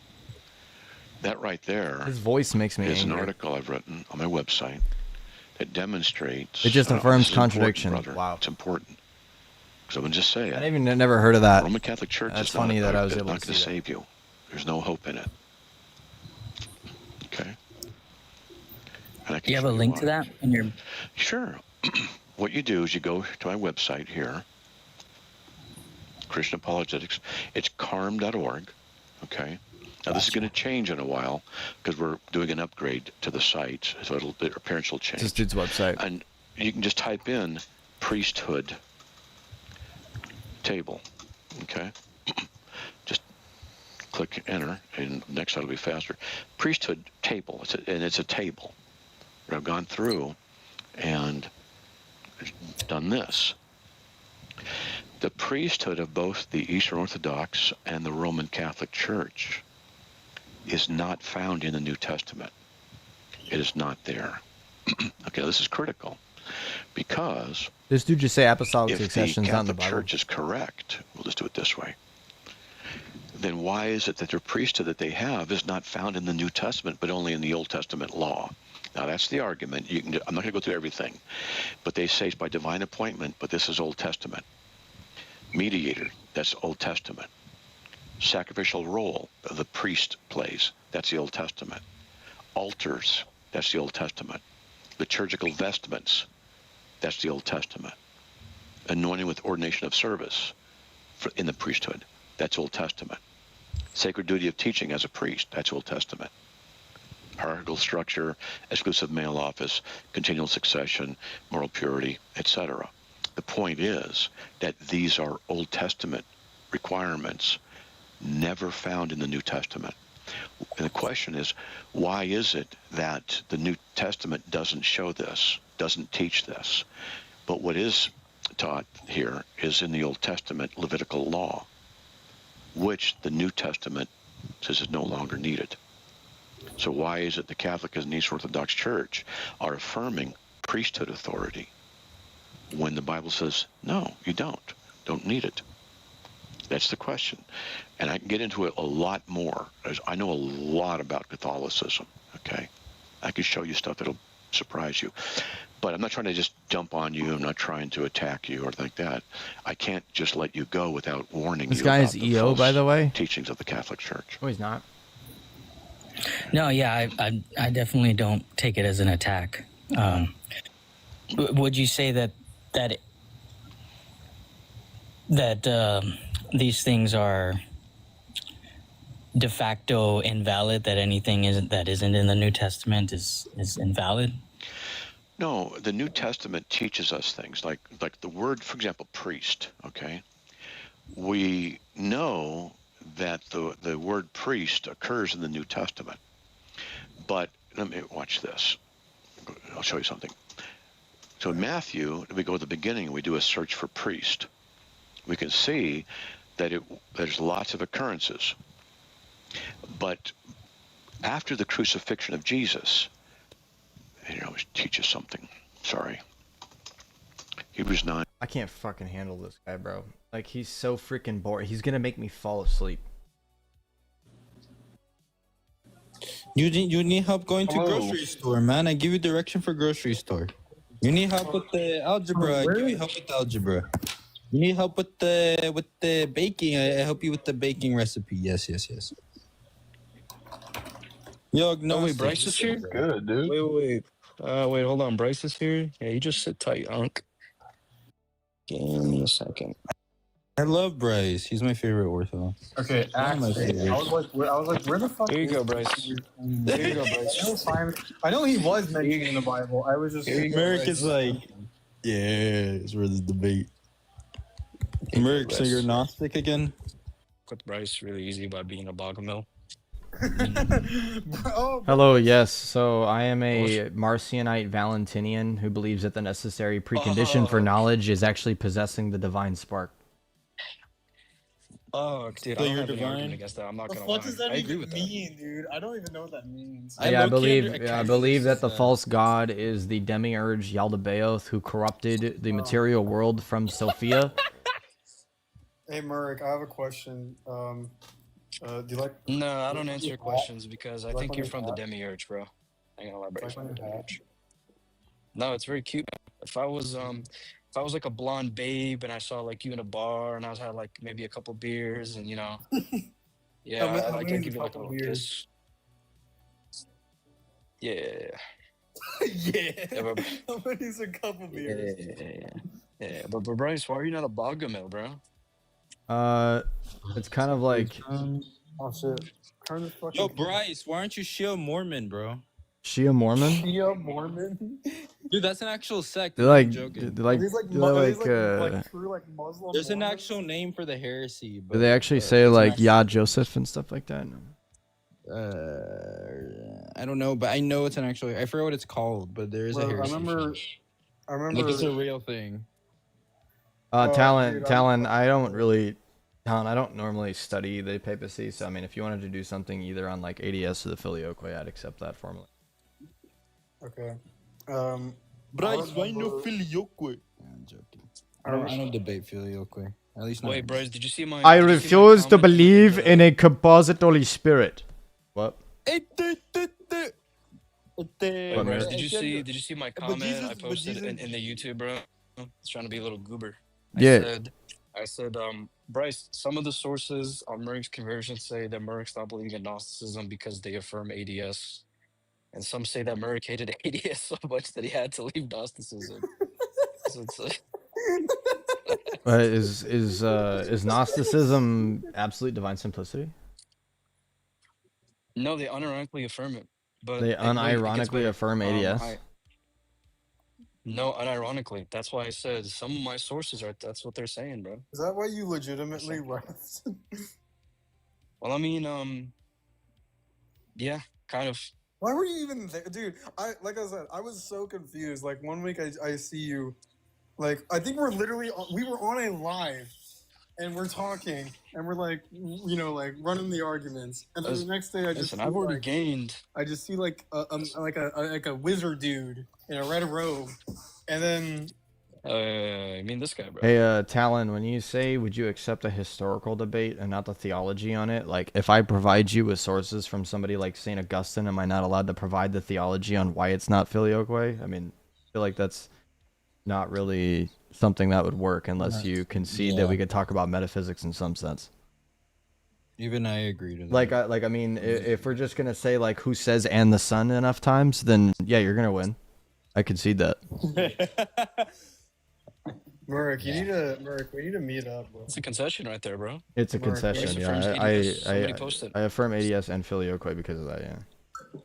Merrick, we need to clip it. Merrick, we need to meet up. We need to like monastery. I'm not meeting up with Talon. The reason why I said you guys are gonna like mug me and take my I'm lunch. not gonna mug. Do I look like I would mug you? the reason why I said that is because like if I show you a quotation of Saint Ambrose saying that the Holy Spirit has two sources, right? If I show you that that's contradictory to like Florence, I have to use theology to do that. Yeah, no, what I mean, not necessarily on theology. Like, I can't really type long in TikTok comment sections for some reason. But what I mean, like, necessarily the theology, like, just on necessarily a why the filioque is, like, theologically not sound. Like, those types of debates. Obviously, if we're going to be talking about the historical evidence of it, we have to dig into the theology in some way, be like how the way he meant in the Son, like, per se, right? Like, let's say like a random father, like Bryce J. Goober the third, right? Okay. If he says like and the Son, like we can talk about his theology on what he meant by it, on the historical patristics, on like what he meant by and. It just refers to the causation of the hypostasis. Like it just means like cause per se, like that for an example. Like, would you be willing to accept something like that? Yeah, I'd be down. I'd be down to do something formally on that. I have a guy actually that would be good to host that who's neither position actually right now. Oh, okay. Yeah, I hate you. I just wanted to see because you know if it ever came down to it, like on the theology of it, just like for just pure arguing metaphysics, you would destroy me in that debate. You know, so that's necessarily your field. You know, I don't want to go there with you on that because I love running infinite principles arguments. I'm gonna take you to this monastery by force. Merrick, You're gonna take me by force, bro. Yeah, you heard me. Merrick, the hus wants to talk on the phone, bro. Oh yeah, Bryce, really cool thing. There is a Orthodox monastery that's actually like 45 minutes from where I live. That's legit, dude. Yeah, no, I'm thinking about going there this weekend. They have like liturgy at 7 a.m. So I'm just like, damn. Yeah, they usually do it like every day too. So. Yeah, no. So I might go to liturgy on Saturday, and then go to tailgate for my college football game after that, and then do Orthodox inquiry and Vespers that night. Merrick, what do you mean here in this panel by evil? What do you mean in your prompt by evil? What is evil in this prompt? When I was a kid, I lost my phone and God didn't do anything. Maybe. That's evil. Yeah, I was gonna say like when I was a kid, like told my mom to buy me a chocolate bar. She said like we didn't have enough money, so like God's evil because he didn't give my mom enough money for the chocolate bars. So there you go. Okay, yeah. That's When I was a evil. kid, So evil. So evil to you is like any minor inconvenience to your life. Yeah, essentially. What's the Okay. issue with that? That's super when I base. was a No, I kid, affirm I that too. walked with my dog. There it is. Yeah, that's a concession. Bryce conceded. Clip that. No, I just agree with you. That's Post not a that on my concession. channel. Yeah, when I was a kid, No, I that's walked gonna be a with my dog. concession. Jay, I'm editing the part out where you said that's not a concession, and I'm just gonna put the part in where you said that's A is a concession. I'm gonna go see if I can join this Muslims live before I go offline today. What's my next language? What's the or let's This is a rage bait prompt, by the way, Jub. Just so you're aware. Is Merrick actually a Gnostic? No, Yes, he read. Can be. Oh my God, he renounced it recently, Jub. No, He just still has. He was just no, a sources Sethian say he Gnostic renounced the it, other but night. I don't know. I know, but then I freaking deconstructed him, and now he's super based again, right? Right, Merrick? It was me, right? No. I'm gonna be like a boggerman in like a week, bro. You guys are just not Dude, ready. you guys are. I'm just studying the rhetoric. Dude, right now. you are so intellectually cooked, bro. Dude, hold on, Merrick. Next week you should like believe in the Iman, or like that one random ass dude. Nah, believe in your No. Ready, I'm gonna go to this Believe one. in your You guys don't want me to. No. Leafy. In front of the public, SJ greater than Leafy. It's crazy, bro.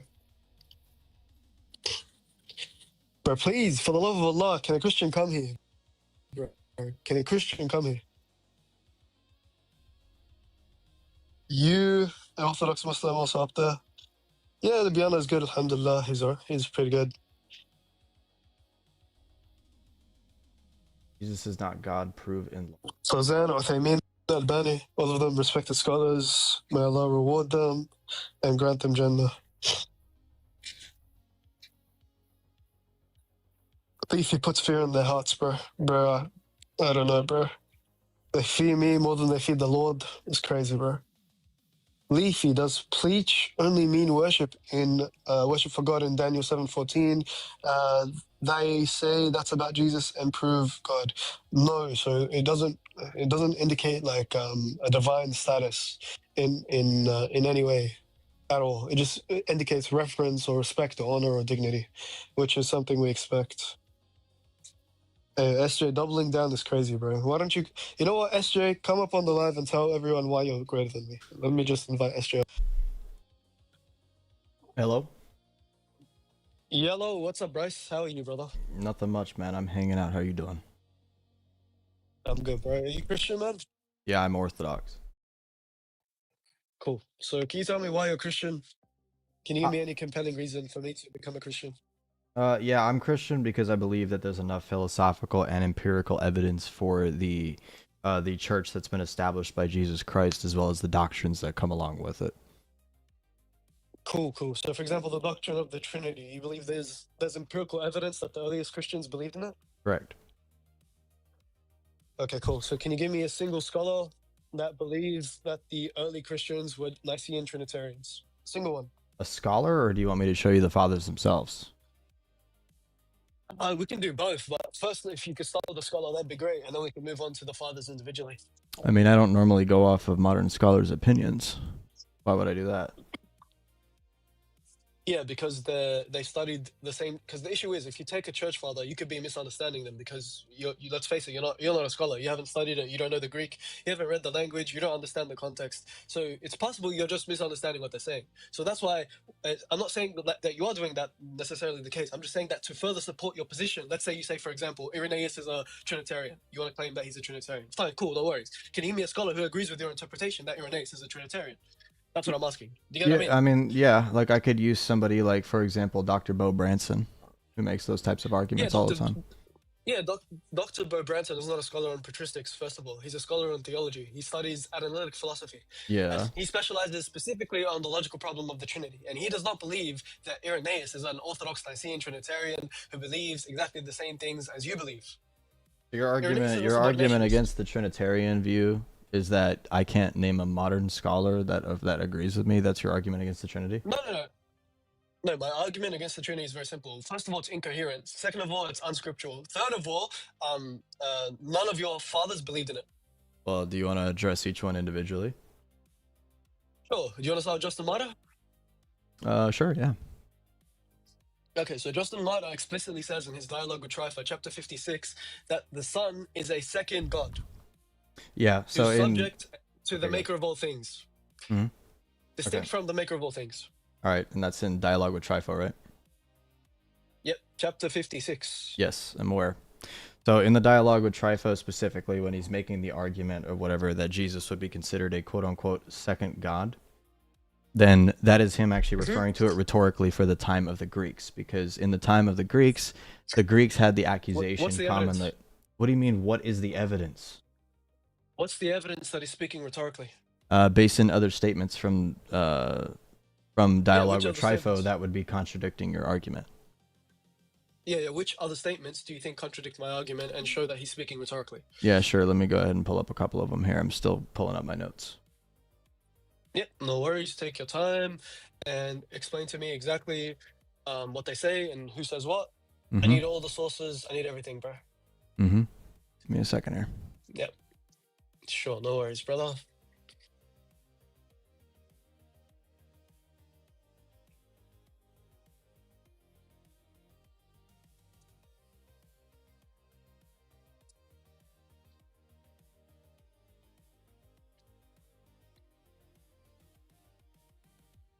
Okay. So, specifically, let's see here. Which one should I do?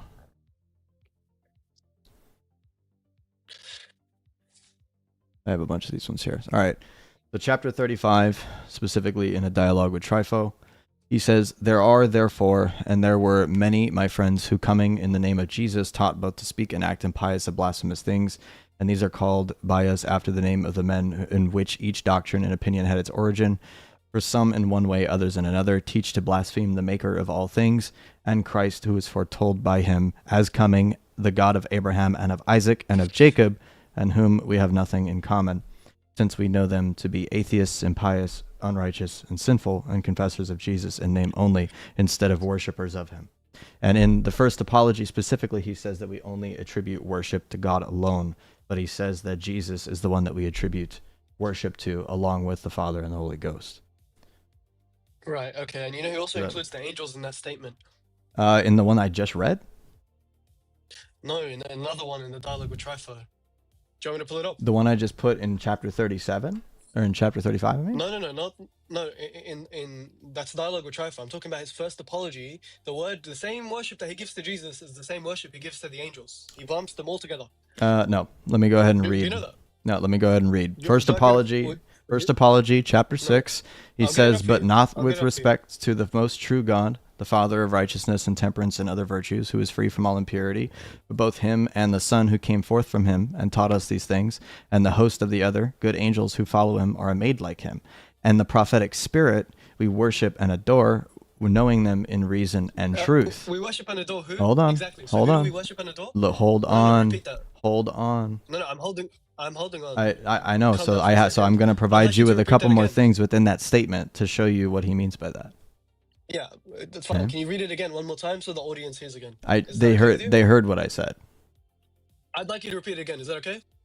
I literally just read it. Why do you need me to say it again? Like why are you automatically just trying to go against what I'm doing? Because this passage is very important. So I'd like you to repeat it again. If you don't want to read it, I'll read it again. It's whatever.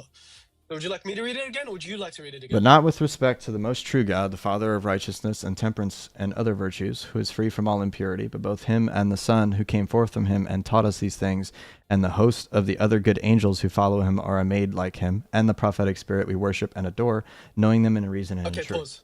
No, do you want me to explain now? So the word for worship. No, Dude, I want you to way. explain that, but just wait. Okay, do you want to? What's the word for worship there? What's the word for worship there? Proskuneo.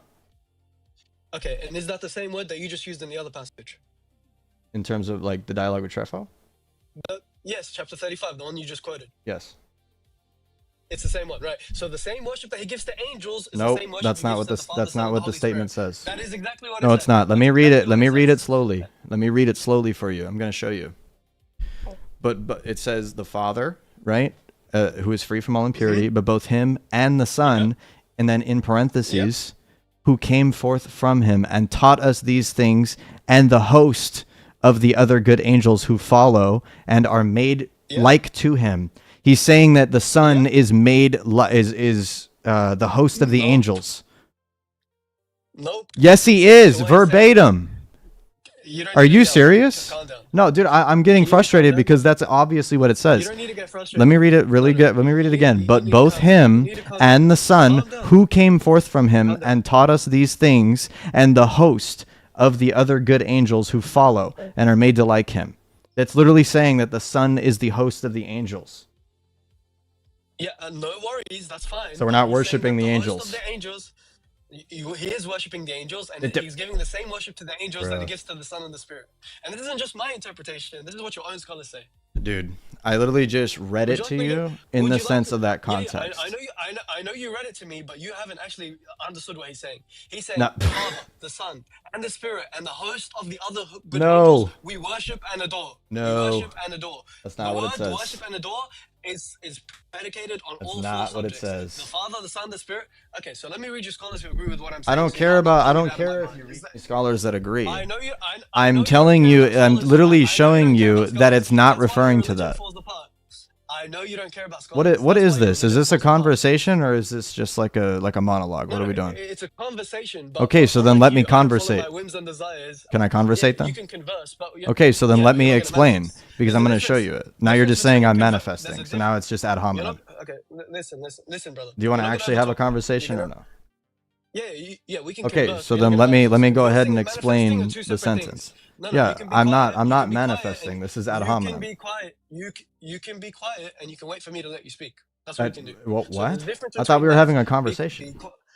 Yeah, we're having a conversation, but when I tell Yeah. you to be quiet, you be quiet. So and then I'm I'll let you explaining speak. to you the That's my sentence time. structure. I'm not asking you to explain right now. I'm asking you to be quiet. Do you Oh, understand? Do you okay. understand So what I'm asking? you want a monologue. That's what it is. Okay, cool. Go ahead. You can monologue. Yeah, thank you. Appreciate you, bro.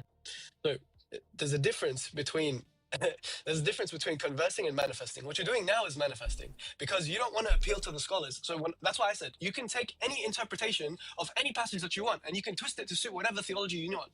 That's why when I give an interpretation, I back it up with scholarship, not to show that scholarship is all powerful and all knowing and it's unbiased and it never gets anything wrong. No, that's not my point. My point is to say that other people who have studied the text, who have looked at the Greek, who have studied these texts holistically, who've read Justin Martyr from beginning to end, have come to the exact same conclusion and have the exact same reading of the passage. And therefore, my reading is not ad hoc, it's not without precedent. It has precedent in the text and in the scripture.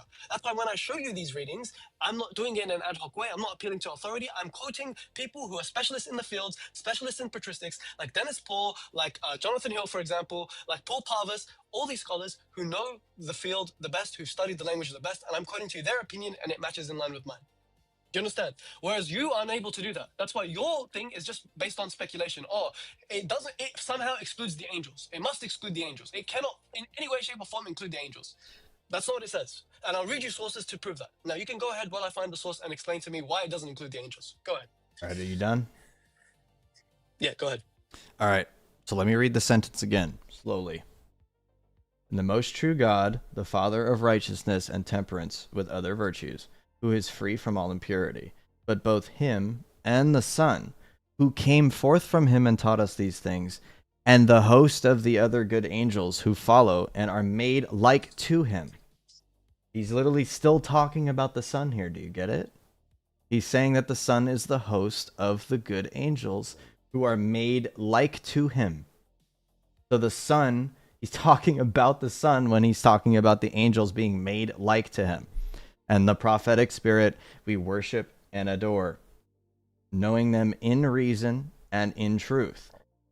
So then we go ahead and find here, yes, in chapter 17, he says, whence to God alone we render worship, but in other things we gladly serve you, acknowledging you as kings and rulers of men. Okay, it's the same word, by the way, that he's using there. So when he says that, and as well as, and we reasonably worship him, having learned that he is the Son of the true God himself, and holding him in the second place, and the prophetic spirit in the third, we will prove. right? And holding him in the second place is just a logical thing, because St. Justin Martyr was holding more to a Platonic understanding. So he didn't mean it in the ontological sense. So again, the statement that I just gave regarding chapter 6 is saying that the Son is the one who came forth from the Father, and he is the host of the good angels that are made like to him. So you can go ahead and provide to me some kind of scholar that doesn't read it that way, but that's literally the way that the sentence is structured. Do you understand? Yeah, no. So what you're failing to understand is how the actual sentence is structured. It actually Are supports me. It doesn't support you. So when he says, so let me pull it up right now and let me show it on the screen. We worship and adore the host of good angels. Yeah.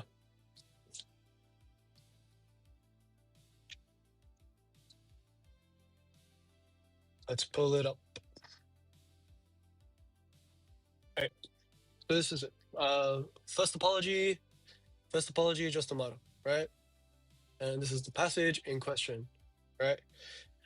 But both him and the Son who came forth from him and taught us these things, and the host of the other good angels who follow and are made like him, and the prophetic spirit, we worship and adore. Did you notice So who do we worship and adore? Did you notice the little parentheses right there? Who do we worship What's and the adore? parentheses entailing? Yeah, I noticed the Yeah, I know. Yeah, that the so what does the parentheses are there. I don't know what parentheses they're entailing. entail? Both. What does it entail? Yeah. Just No, one come second. on, bro. Answer the question. What does the parentheses entail? I'll answer your question when I'm done talking. Is that all right with you? Or I just want you to actually address this, because this is dishonest. What does the parentheses What does the parentheses actually mean? Yeah. So both him. So who's him? The Father. Yes. And the Son. Who Yeah. came forth from him. So the Son. Yeah, is yeah. explaining that the Son came forth from the Father and taught us these things. So the Son taught us these things, and the host of the other good angels who follow and are made like him, who are follow and made like him. What made like him? Divine. And the prophetic spirit we worship and adore, knowing them in reason and in truth, and declaring without grudging to everyone who wishes to learn as we have been taught. So all of these things, the angels, the Father, the Son, and the prophetic spirit are all worshipped and adored in the exact same way. And what does the parentheses entail now that you've said what you said?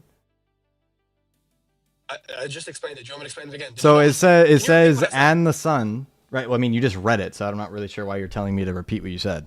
So in the Son, right, when it says and the Son, and then there's parentheses giving him his titles. First off, it gives him the thing where he comes from the Father, right? And then it says he's the host of the good angels who are made like to him. This is literally something still talking about the Son, brother. That's why it's in parentheses. Okay, yeah. I agree with you. There's no issue. So then it's not the worship's not attributed to the angels. Then thank you for conceding. Okay. It is. No. It is attributed to the No, angels. it's not. You That's can't the show problem. that. So can you read this? Can you read this? What's this book? The History of Christian Thought by who? Jonathan Hill. He's Jonathan a patristic Hill. scholar. You want to read this for me? Yeah. Can you read this for me? Perhaps the most obvious is the Holy Spirit. Justin's Christianity seems to feature a duality rather than a trinity. He says much about the Logos, but little about the Spirit. Indeed, if the Logos is God's intermediary in all dealings with the world, including inspiring the prophets, then there seems little for the Spirit to do. At the same time, Justin often refers to the Holy Spirit in connection with Scripture. In general, he seems quite confused on the whole issue. This is shown by one particularly jumbled remark, which misses angels into the equation. Both the Father and the Son who came forth from him and taught us these things, and the host of the other good angels who follow and are made like him, and the prophetic spirit who worship and adore. Notice how that statement that you just used. What do you mean? Why are the brackets? I can simply just say that Jonathan Hill was incorrect. Why are the brackets? Because New Advent. If you notice where New Advent placed the parentheses, do you notice that? Wait. So. No. Just 1 second. So you're telling me that Jonathan Hill is wrong for placing the parentheses here? Yes, Have you because read New the Advent, New Have you read the Advent. Greek of this passage? I mean, the parentheses isn't in the Greek at Have you all. read the Greek of this passage? The parentheses isn't I even know in the the Greek at parentheses all. isn't in the Greek as well. So it's an interpretive decision where you put the parentheses. But if you read the original Greek, then there are no parentheses, like you said, which is correct. But he's worshiping, the worship is predicated to the Father, the Son, the Spirit, and the host of the other good angels, who he says we worship and adore. Wait, who's the host of the good angels? Who he says we worship and adore. The Son. Okay, so then where does it say we worship the angels then? If we're worshiping the host of the angel? Worship and adore The host? Father. Yeah, so okay. Yeah, so you worship the Yeah, angels so who's the as well host? as the Son, as well as the Spirit, as well as the Father. Yeah, so who's the I just host? explained, bro. Are you okay? I just answered this question. I don't like repeating myself, so I already answered once. Do you want me to keep answering the same question over and over again, or can we move on? Yeah, so it says the Son, right, and the host of the good angels. Is Jonathan Did you just agree that the host of the good angels is the Son? Yes, of course. That's what Justin believes. Okay, so then if it's saying that we don't worship the angels, then Can you answer my question? Wait. No, dude, you're so lost. Are you okay? Can, I'm not lost, bro. You are, bro. You just admitted that the host of the good angels is the Son, meaning that the angels themselves are not being worshipped. You're so lost. Read it, bro. This guy's brain dead. Read Both it. the Father and the Son, who came forth from him and taught us these things, and the other good angels. No, who and are the host, like him, and the prophetic host spirit, we of worship the and good adore. angels. You notice how it says the host of the good angels? Who's the host? Try it again, real slow.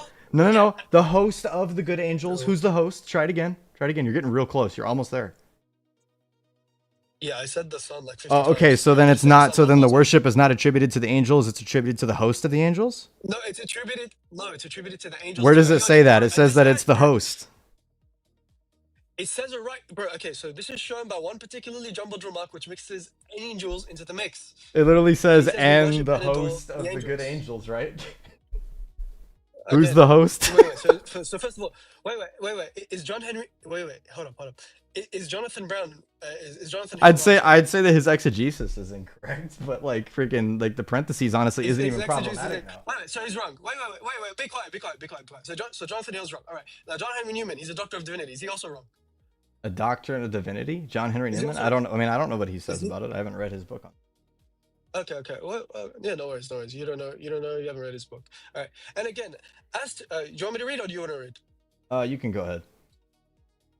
Yeah, okay. Let's And go again, ahead. as to the argument derivable from doxologies, it must not be forgotten that one of the passages in St. Justin Martyr includes the worship of the angels. Okay. We worship and adore, he says, him and the Son who came from him and taught us these things, and the host of the other good angels who follow and are like him and the prophetic spirit. Yeah, and what you does he say? said He said says that the we Son worship is who? angels. Wait, is he wrong as well? Wait, is he wrong as well? And him saying Is that he wrong worship as well? is attributed to angels themselves? Yes. Is John Henry Newman wrong as well? In terms Is John of Henry his Newman wrong worship as to well? the angels themselves, yes, because the sentence literally says that we attribute is he saying worship that- to wait, the wait, host wait, of is the he- wait. angels.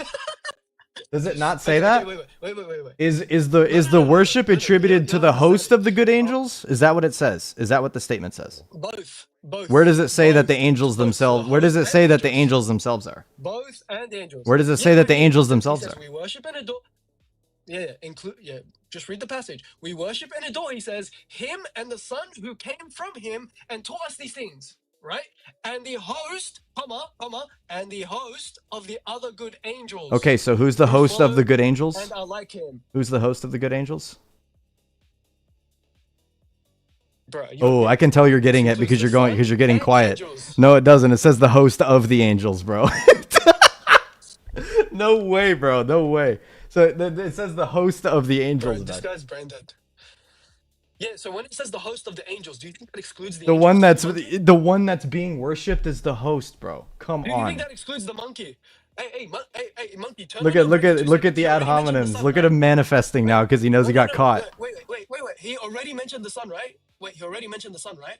He mentioned the Son, and then he says, and the host, which you literally agreed that the host is the Son. You literally agreed that the host is the Son. I know what bro. Yeah, so your arguments, what you're about to do, isn't gonna work. That's true, bro. This guy is actually brain dead. Did you agree that the He host says of the angels the is host the of the Son? other good angels? My God, bro, do you want me to take you down, or do you want to listen to what I'm saying? Dude, you're Like, being I'm like trying not to you're take you down. literally you literally conceded yourself. Can you wait for me to make my point? Go ahead, No, I bro. didn't concede Go ahead. anything. It's not my fault. You're Yeah. brain dead and you can't trap. Yeah, keep doing ad hominems, bro. You're good. Keep No going. worries. Keep manifesting. No worries. Yeah, no, no, I'm not manifesting. You're just Yeah, you brain are. dead. You're just So, insulting very me. It clearly- shows that you're manifesting. Okay, all right. So, unfortunately, you're unable to be quiet, so I have to take you down. Is that what you Oh, want? okay. You can go Can ahead you and just do be that, quiet bro. for 2 I mean, you can go ahead and run from this, bro. I already know that you conceded this. You literally just showed it. Yeah, I'm a runner, bro. Yeah, John Henry Newman is running. I'm running. Everyone's running, bro. You're right. Go ahead, bro. Everyone's running. You're good, bro. I'm glad that you admit that the host of the No, good no, no, angels I'm a is the runner. Son himself. Thank you for that. Yeah, that's fine. Because bro. you just admitted that the Um, angels are not the ones being. Yeah, that's fine, bro. Because you just admitted that the. Yeah, you're a monkey, man. Let me explain to the audience, because maybe the audience will understand while this guy's being an idiot. Yeah, let's go. Right. So I already shown Jonathan Hill. What does he say? He says Look at him that damage he worships controlling angels now. very clearly. Both the Father and the Son who came forth from him and taught us these things, and the host of the other good angels who follow and are made like him, and the prophetic spirit we worship and adore. So when he says the host of the other good angels, that includes the Son. It includes the Son. But it doesn't exclude the other angels, which is what this idiot fails to understand, because he won't let me speak. It's very simple. Now, when he says the host of the other good angels, that includes the angels as well in the divine council. So this is talking about the divine council. Opera which ran out of includes the memory. What the hell? angels, and includes the Son, and includes the Spirit, and includes the Father. All of those 4 subjects are included in the divine council according to Justin, and all of those 4 subjects are given worship according to Justin. This is what Jonathan Hill is saying. This is what John Henry Newman is saying. Both of these are specialists in patristics. This is what everyone says. Pathers and Mins. Again, like you can appeal Dennis, to this is literally what everyone anybody says. you want, bro. Okay. Look So at again, this. I'll read you the statement again because he didn't understand. That's why he got caught with his pants down. And again, as to the argument derivable from doxologies, meaning prayers, it must not be forgotten that one of the passages in St. Justin Martyr includes the worship of angels. So he's saying explicitly includes the worship of angels. That's why when I told you, I want you to give me your interpretation. Literally says the by host of the scholarship. I don't want angels. your I don't want your oh, it feels funny, it feels right to me. I think it means this. I think it means that. Your conjecture. I don't care about your opinion, bro. I care about what is actually provable with evidence and reason and soundness and logic and skepticism. What is actually proven? Your interpretation is not proven. And I've shown you that countlessly. I've shown you 3 sources that all say that. So Justin Martyr includes the worship of angels. He says, we worship and adore him and the Son who came from him and taught us these things, and the host of the other good angels, which includes the Son and includes the angels. No. Because he already mentioned the Son by himself. That's so it a makes sense for him commentary. to just include the Son by himself again. He'd be repeating himself for no reason. So obviously the host of the good angels is something different from the Son. He wouldn't just say, oh, we worship and adore the Father and the Father and the Father and the Father. He wouldn't say we worship and adore the Son and the Son and the Son and the Son. All right, I'm not going to listen to this dude do an echo chamber. That was actually really easy. I can't believe that dude freaking fell into that bad of a trap, dude. It's so easy with St. Justin Martyr. It's so easy to get somebody to... Yeah, exactly, Zay. Rebel Nazarene for $5 says, thanks for starting to do these invasion streams. Guys, let's hit Bryce's super chat goal before he ends. I appreciate that a lot, man. I really appreciate that. Oh, crap. Did I put the goal as like a... Hold on. I hope I didn't make it to where like the goal only goes up for like high donations. I didn't want to do that. I wanted to make it to where it's only like the $2 and up. Has the same hair. Bryce J has the same hairline you would think he'd have from hearing him speak. I'm not really sure what that even means. But I'm probably going to end up ending it here in a couple of minutes, but I'm going to hang out with you guys for a little bit before I end, you know, because I don't want to get into something crazy right before I leave. I don't want to end up being on stream until 12:30 again. When you stand on the truth, you have nothing to fear. Absolutely. Christ wins again. Amen. Of course he does. It's too easy. We call him Mulch instead of Leafy. Dude, chat was losing their freaking minds, bro. Like, we're just running 1,000,000 miles an hour of saying that dude got baked. And it wasn't even just the freaking people that came for me. You know what I mean? Like, I don't have enough of a following to take over a chat like that. But it just showed very obviously that his entire argument against Christianity, especially with like St. Justin Martyr, entirely hinged on a specific passage from him where he thinks that it meant to worship angels. But let me go ahead and show you guys this real quick, just so that I can show you that I'm not stupid with this. It's very simple, okay? Let me find that specific section here. All right. So honestly, we'll even get rid of the parentheses, right? We don't even need them at all. But not with respect to the most true God, the Father of righteousness and temperance with other virtues, who is free from all impurity, but both him and the Son, who came forth from him and taught us these things, and the host of the other good angels who follow and are made like to him, the host of the angels that are made like to him, and the prophetic spirit, we worship and adore. We only adore God, knowing them in reason and truth. Wow. And notice how he's talking about atheists, right? In the beginning of the statement. Hence, we are called atheists. And we confess that we are atheists so far as gods of this sort are concerned, because he's talking about Greek gods, talking about all of the pagan gods, because they don't believe in any of those. But not with respect to the most true God, the Father, the Son, and the Spirit. The Son is the host of the good angels. Very simple. I can't believe he made that bad of a blunder, man. That's disgusting. That's really funny. I'm glad I got that clipped because I'm uploading that.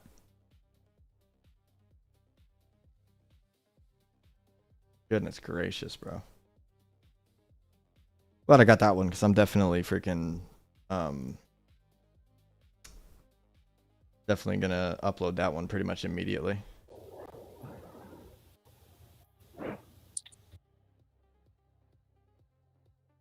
What do you think about black babies? They're pretty cool. They're alright.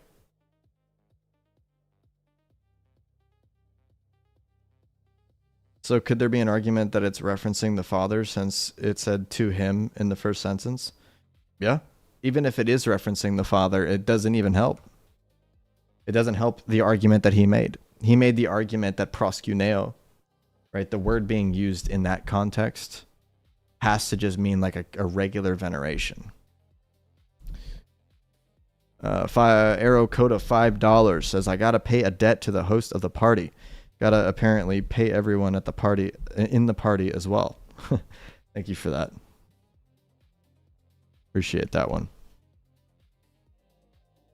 Not even a $5 goes towards the goal. All right, there's an in theory goal. I had 2 out of 5, but I don't need to complete that one because we already beat the first one. So I'm chilling. Honestly, the fact that we even got 10 super chats tonight, absolutely amazing. So I appreciate that massively. So the fact that we were able to get 12 super chats tonight is absolutely amazing. That's legit. Yeah, this was a good stream as well. The Hindu debate could have been shorter. I really hate that I took like an hour and a half or almost 2 hours on those people. That was dumb. But he does it all in the praise of God. Well, I didn't say it makes me look sick. I didn't even say that. Yo, what is this guy, bro? He's like a massive freaking hater. What's going on, man? Let's do that. There we go. Too easy. I don't know what's going on with that guy. Why he's such a hater, man. I didn't even do anything to him. I'm going to upload that because it shows the dishonesty of Muslims. They were legit rage baiting. Yeah, I know. Yeah, the Hindus started rage baiting me because they realized that the argument that I was giving was not something I think that they understood. Hindu Christian debates don't happen often. You got to rewatch it.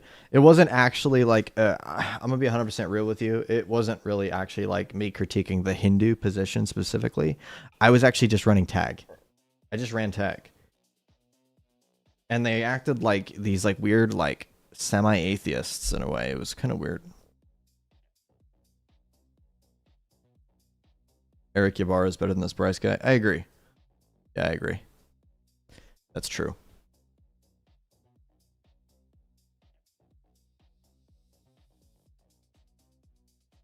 Wow.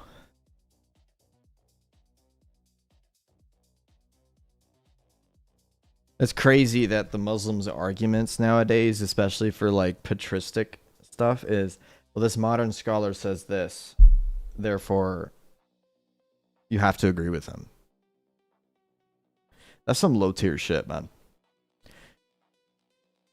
How do you run tag on a Hindu? Well, those Hindus were, for some reason, well, okay, so the big thing, right, is that I ran tag to the point where they had to affirm revelatory theism because they have like the Rig Vedas and they have like the Bhagavad Gita and things like that, right? And then we get to the crux of what their theology actually entails for the possibility of knowledge. Then you critique their worldview to show, obviously, that Christianity is a better paradigm. Because his whole life was that, basically, why should I not be a Hindu?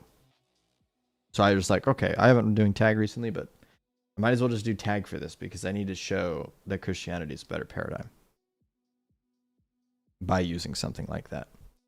I don't even need to use orthodoxy. I just need to show that this dude's not freaking, that Hinduism is just ridiculous.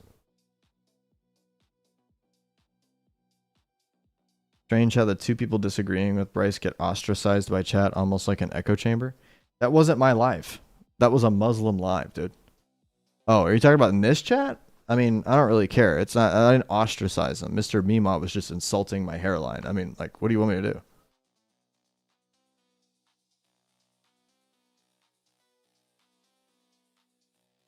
Can I debate you on the Filioque and the letter to Marinus? Yeah, we can set some up, man. I don't mind. You one of those weirdos that thinks that the letter to Marinus is a forgery?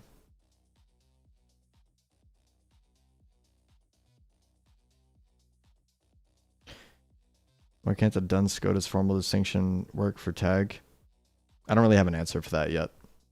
I really don't. I would honestly not really attack their distinction of EED when going against like a Scotus in like getting all the way that far in tag. I would probably more so attack the Filioque and say that the Filioque is actually impossible and that it entails that like things about God that you can't affirm, meaning that the system's false, right? You don't have to get to EED with every paradigm. If you show that something prior to it is false, like for example, if I somehow, I don't know why I would do this. I don't run tag on any Christians. It's just not even necessary ever. But like if you're debating like if I'm debating like a Miaphysite and I theoretically had to run tag on that person for whatever weird reason, I would attack their Christology. I wouldn't attack their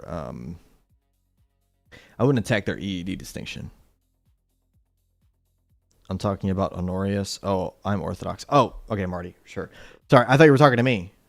That's why I was just like, oh, cool. I mean, yeah, I don't care. I usually don't get people actually asking to debate me on the Filioque. I got excited for a second. Yeah, the scientific data analysis of the stylometric method. Right. Oh my gosh, bro. No, the stylometry. Mustalometry. Why is this a thing, bro? Why is this a thing in the atheist world? None of them understand what that even is. What are my thoughts on pink ping pong balls? Actually, I know about a guy. He's actually the son of the CEO of Gugon. You guys know what Gugon is?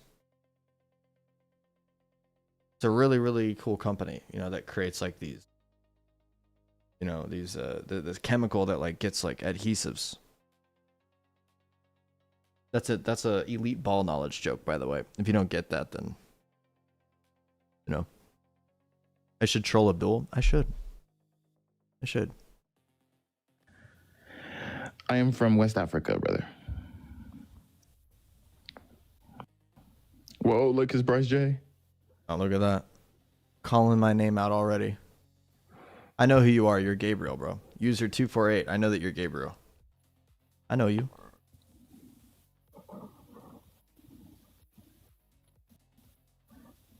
Trinity is true. Jesus is not the Father.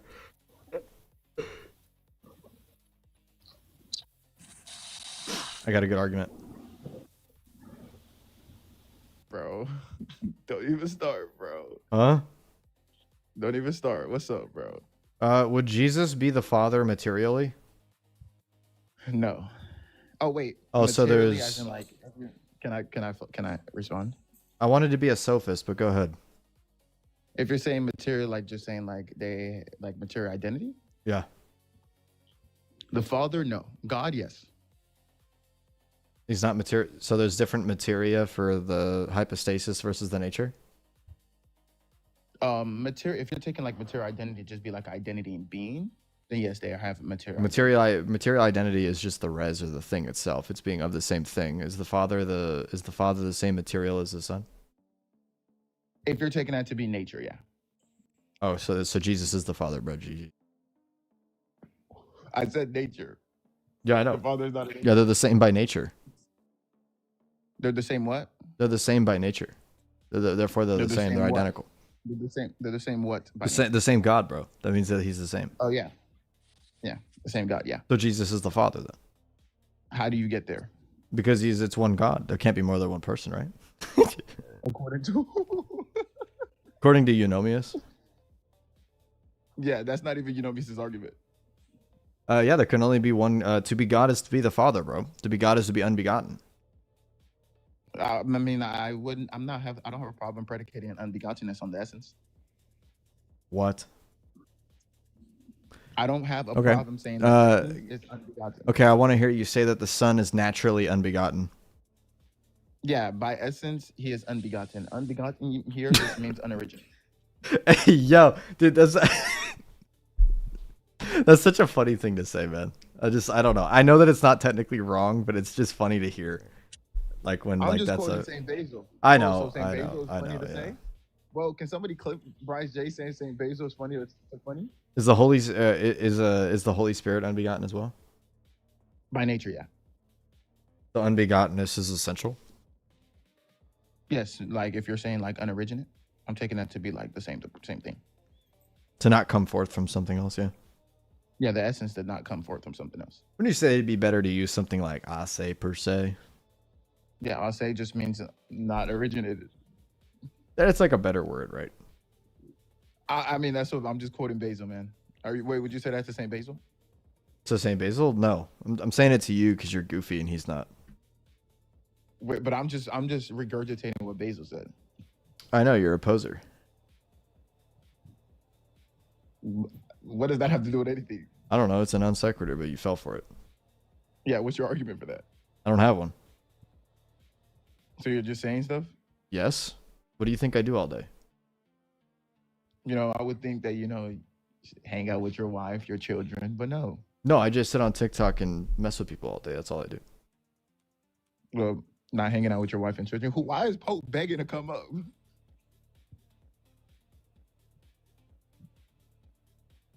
We should send a blue to the North Pole. I live in the North Pole. What are we gonna do if Nestorius is in heaven? I'll swing. I ain't gonna lie. Huh? I'll swing. Would you have a good theological discussion with him if he was there? Oh yeah, I ain't gonna lie. I'll cook him. No cap. You would debate him in heaven. If I had the opportunity, yes. In heaven. I'm just saying. No. Yeah, exactly. Zay freaking, can I hit people in theosis? Wait, so, right, since you want to posit arguments, can I posit an argument upon you? Yeah, go ahead. Okay, so in Philippians 2, it says that every knee will bow down to Christ, right? Yeah, correct. What nature are you bound down to? I would say that you're bowing down to the person of Jesus Christ qua divinity. That's not what I asked you. Yeah, but that's the answer though. But that's not what I asked you. But that's the actual answer though, bro. But that's not what I asked you. Okay, what? Well, I mean, you know, we don't bow down to the nature itself. We bow down to the person because Philippians 2 specifically says that we bow down before Christ, which is a person. Wait, so Christ is a nature? That's not what Philippians 2 says. That's literally what you just said. No, it's not. You're entailing that Philippians 2 somehow has anything to do with nature, but it doesn't say that. It actually says it has to do with person. No, it says all will bow down to Christ, right? Is Christ a nature? That's what you said. No, it's not. Yes, you. That's literally what you just said. No, it's not. Yes, you did. No, it's not. Okay, so is Christ? What would you say? Christ is a hypostasis? Yes. Wait, but hypostasis just mean particular nature. I'm not doing this Alexandrian shit with you. I don't know how to debate that. I'm not getting into that.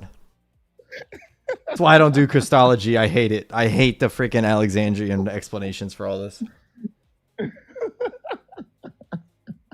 But wait, hypostasis is just a particular ousia. Shut up! There's just a particular ousia, man. So what, you had 3 particular ousias in the Godhead? Oh, Yeah. no, no, Oh no. yeah. G. That's different. When it comes to the Trinity, nah, we don't mean that. Yeah. No. We don't have 3 particular ousias in the Godhead though. Like, Yeah, because God is not a particular. of course not. So Is would he? you say God So has then a he's a particular? universal then? That's a dichotomy, bro. genus? That's a dichotomy. Is he a genus or a species? Which one? I affirm a contradiction. Yeah, that didn't answer my question. Is Yeah, he a genus or a species? just neither. Neither? Yeah, it's my tertium quid. Oh, so he's a particular. No, Well, okay, would you say there's qualities in God?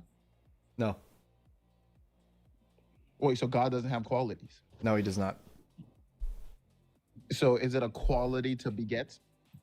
No. What is it then? An That'd be accident?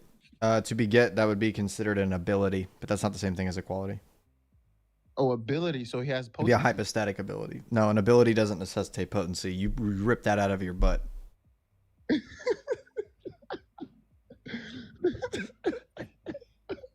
Does the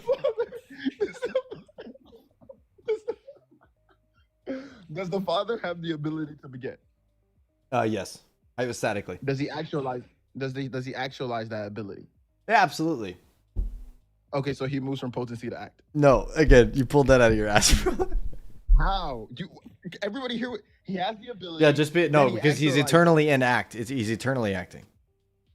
Okay, so before eternity, he. There's no. You can't even say that with a straight face. You can't even without laughing. Okay, so then before eternity, what was he doing? Is God a? Hold on, I got you, Abdul. Is God a being? Is God a being? No. Yo, what do you mean no? Saint Gregory must not say he's Yo, beyond. dude. Okay, bro. No. Is he energetically? Is he a being? No, I'll say existence. He is existence. I exist, Yeah. so I'm God. Yeah, what's the argument against that? So you concede that entails I'm God. Predicatively, yeah, sure. So I am predicated to God. Yeah, what's your argument against that? Yeah, I just say that sounds like I'm consubstantial, which is crazy. No, because predication is just I have to choose to affirm this quality upon you. Oh, okay. Is That's what the okay? Is the Son Yahweh by identity? Yes. And the Father is Yahweh by identity? Yeah. And the Holy Spirit is Yahweh by identity? Yep. That's 3 Yahwehs. According to who? Your answers. No. No. Because do you think I affirm? Wait, do you think I affirm absolute identity? Yes, you just said you did. When?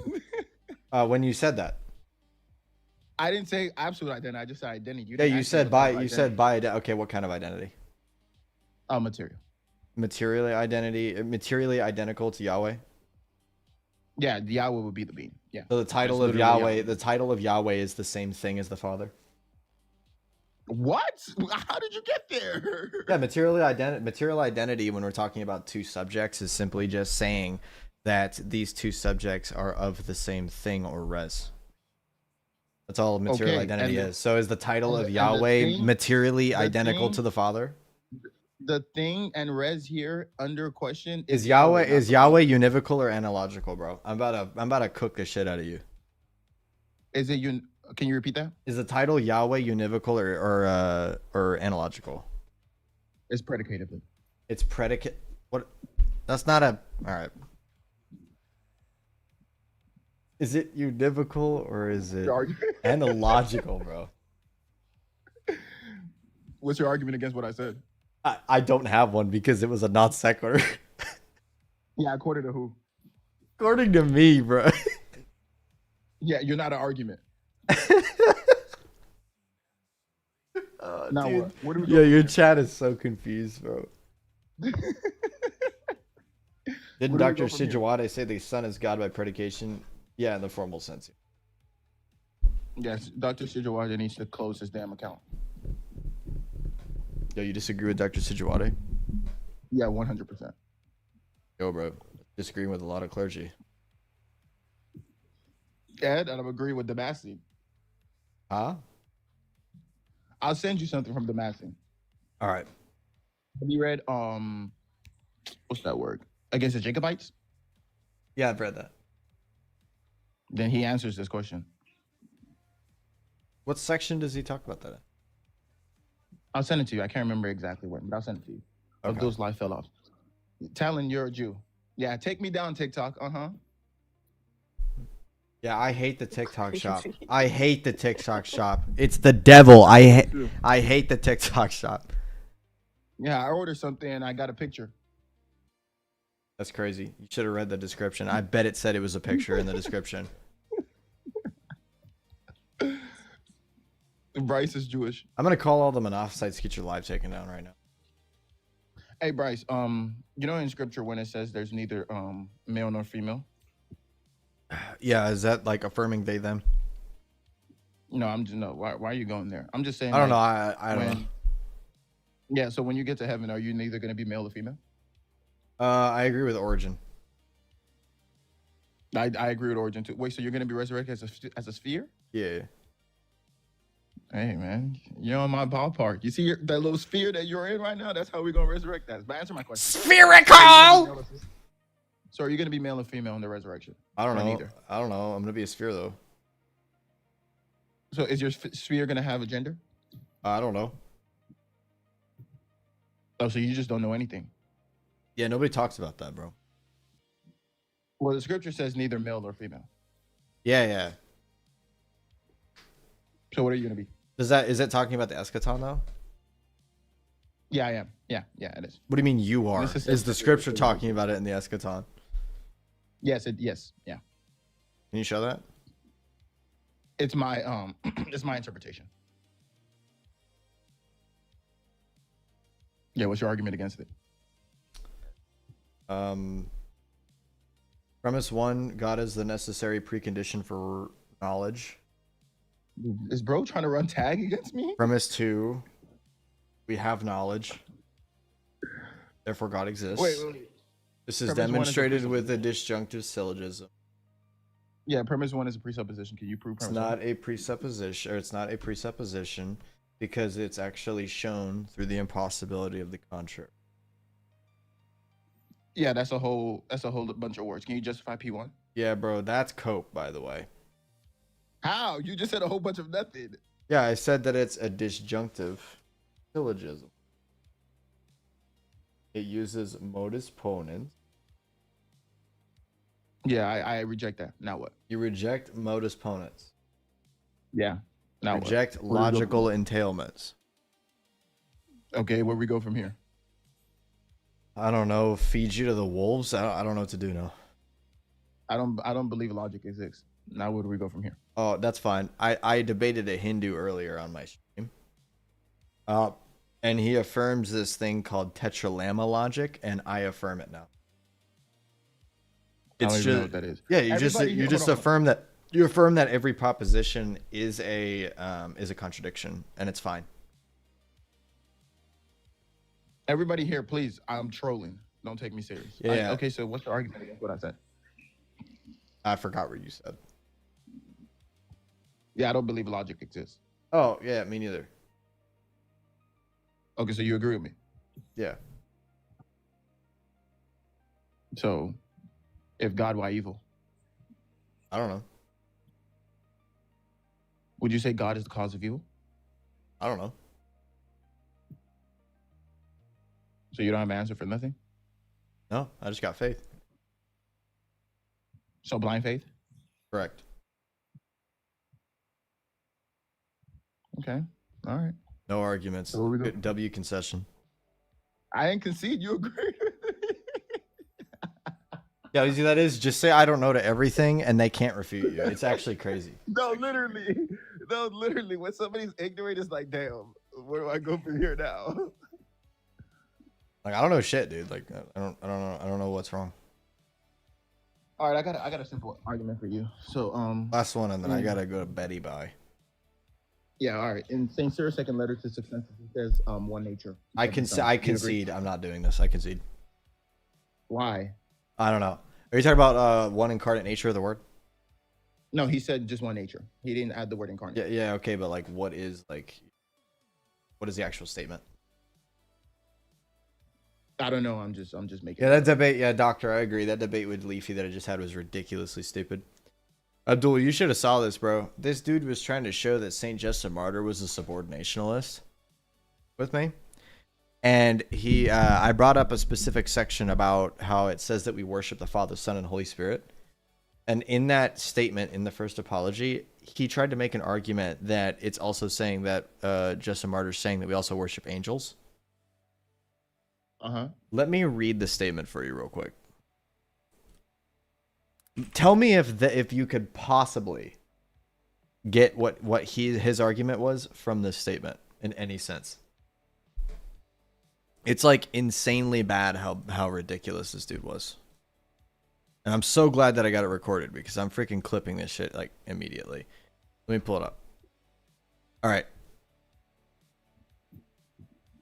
But not with respect to the most true God, the Father of righteousness and temperance and other virtues, who is free from all impurity, but both him and the Son who came forth from him and taught us these things, and the host of the other good angels who follow and are made to like to him, and the prophetic spirit we worship and adore.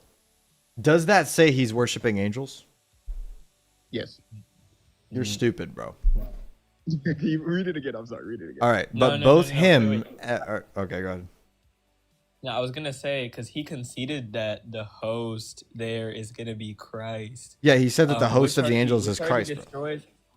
Which already destroys his argument, right? Because the problem is, he's trying to quote the scholars, but the scholars are trying to motivate a different. They're trying to motivate that the host there is referring to the angels, right? But Leafy kind of like baked himself when he conceded that the host is Christ. So and then he just kept like grandstanding on the scholars. He was like, I was telling him that this scholar agrees with me. I don't care. I was telling him that he's doing an appeal F that to scholar, bro. fallacy, And you see how easy. Yeah, that's the cool part about the religion being ancient and the scholars being modern. I can literally just look at him and be like, I don't give a crap what he said. Look at the statement. Oh wait. So Brycej, you reject the scholar, but you accept a father? The fathers over the scholars, correct? Yeah. What's the difference between the fathers and the scholar? Are they not both humans? The fathers were part of the Holy Church. The scholars were not. Yeah, according to who? The church. Oh, so what's in question here is the church. Oh, the church is prima facie, dude. I don't give a shit. Yeah, what's your argument for that? Oh, it's prima facie. There's no argument. That means that do you even know what prima facie means? Am I knowledge gapping you right now? You making a claim? No, I said it's prima facie, meaning it's not even a claim at all. I'm just saying, like, at first glance, that's what prima facie means. That it's true. That's a claim. No, it's not. I'm just saying that at first glance it's true, and that there must be some form of contrary evidence to disprove it. Yeah, me. Oh, your existence? Yeah.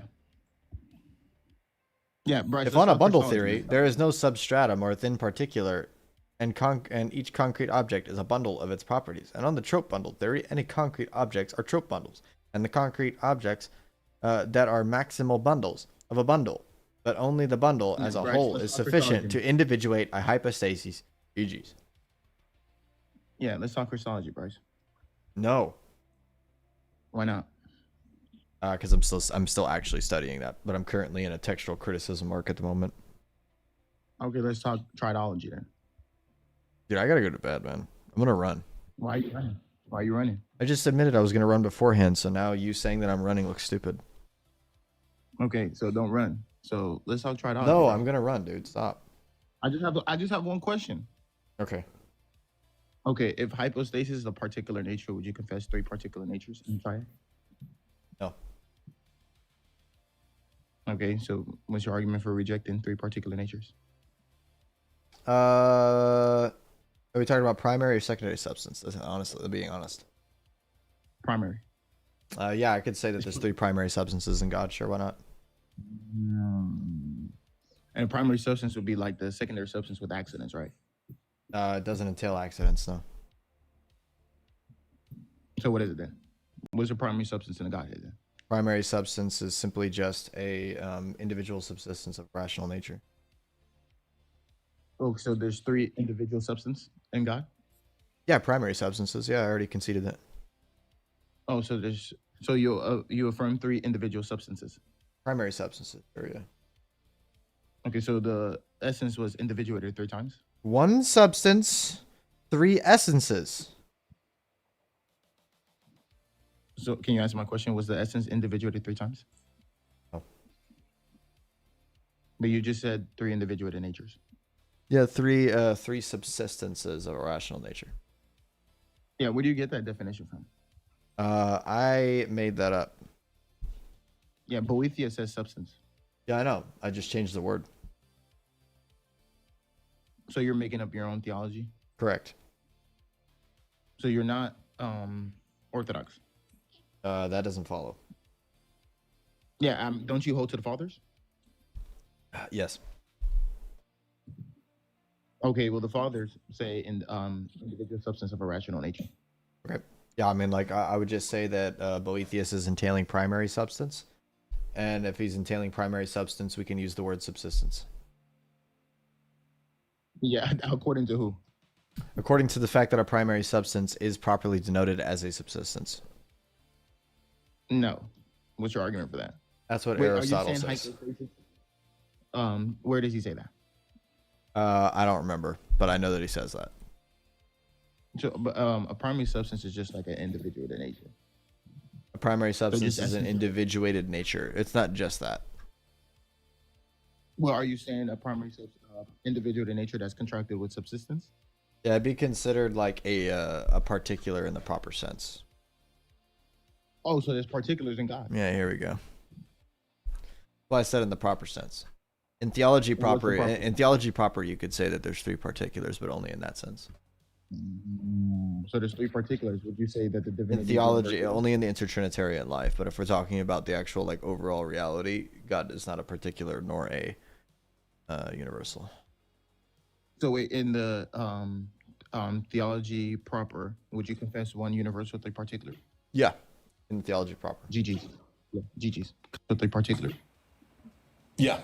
GG's. Theology proper. Yeah, GG's. Clip. He's a polytheist. I'm clipping that so out of context, bro. You don't even understand. That's. I love Abdul. He's a good guy. You don't even understand. I'm clipping that so out of context, bro. You don't even get it, bro. I'm finna clip that, and I'm gonna drop down on every Discord. Stop gooning, please. Okay, I'm sorry. 7-foot black man with pause, bro. Yo, that dude's name's crazy. Mentioned you in a post? Because if you reject autonomous epistemology as, I guess, incoherent in a sense, right, then in that case, first off, you have to concede autonomous epistemology, and then you must seek the worldview that would then be necessary to cover the contrary. Is that if you concede the absurdity to autonomous epistemology, that in some way, shape, or form, you have to then seek a worldview or provide a worldview in some way, shape, or form that actually supports the contrary. Otherwise, you rejecting autonomous epistemology based off of your current philosophical presuppositions that you hold to is arbitrary if you don't have a contrary to it. Why are you being a sophist? There must be, yes, there must be. There you go. There it is again. Got him. You know, there must be, yes. Forbid you from using must. I told you that from the start. Don't use must. I'm going to go with the dichotomy because you're giving us two options. You're saying white or black. If it's not, it must be black. The value of the options you're giving us is not fair value. This is a this or not this. You understand? Yeah, but that's not how that's not how things work. Because if you reject autonomous epistemology, that's so freaking crazy. You guys are so dumb, man.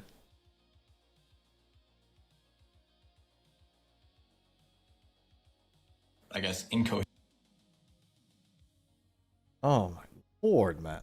All right. Anyway, freaking Hindus, man. Goobers. I'll catch you guys later. I appreciate the stream today. It was really fun. Yet again. If you guys want to take clips of this stream, you are more than welcome to. I'm always down for that. Makes it easier on me because clipping myself is not fun. Takes a lot. I don't like rewatching myself, you know. But God bless everybody. Somebody please clip me. I'm begging you. Gotta get those clips out there. Submit them to things like Orthotokos and all that kind of stuff. That'd be pretty cool. But anyway, catch you later.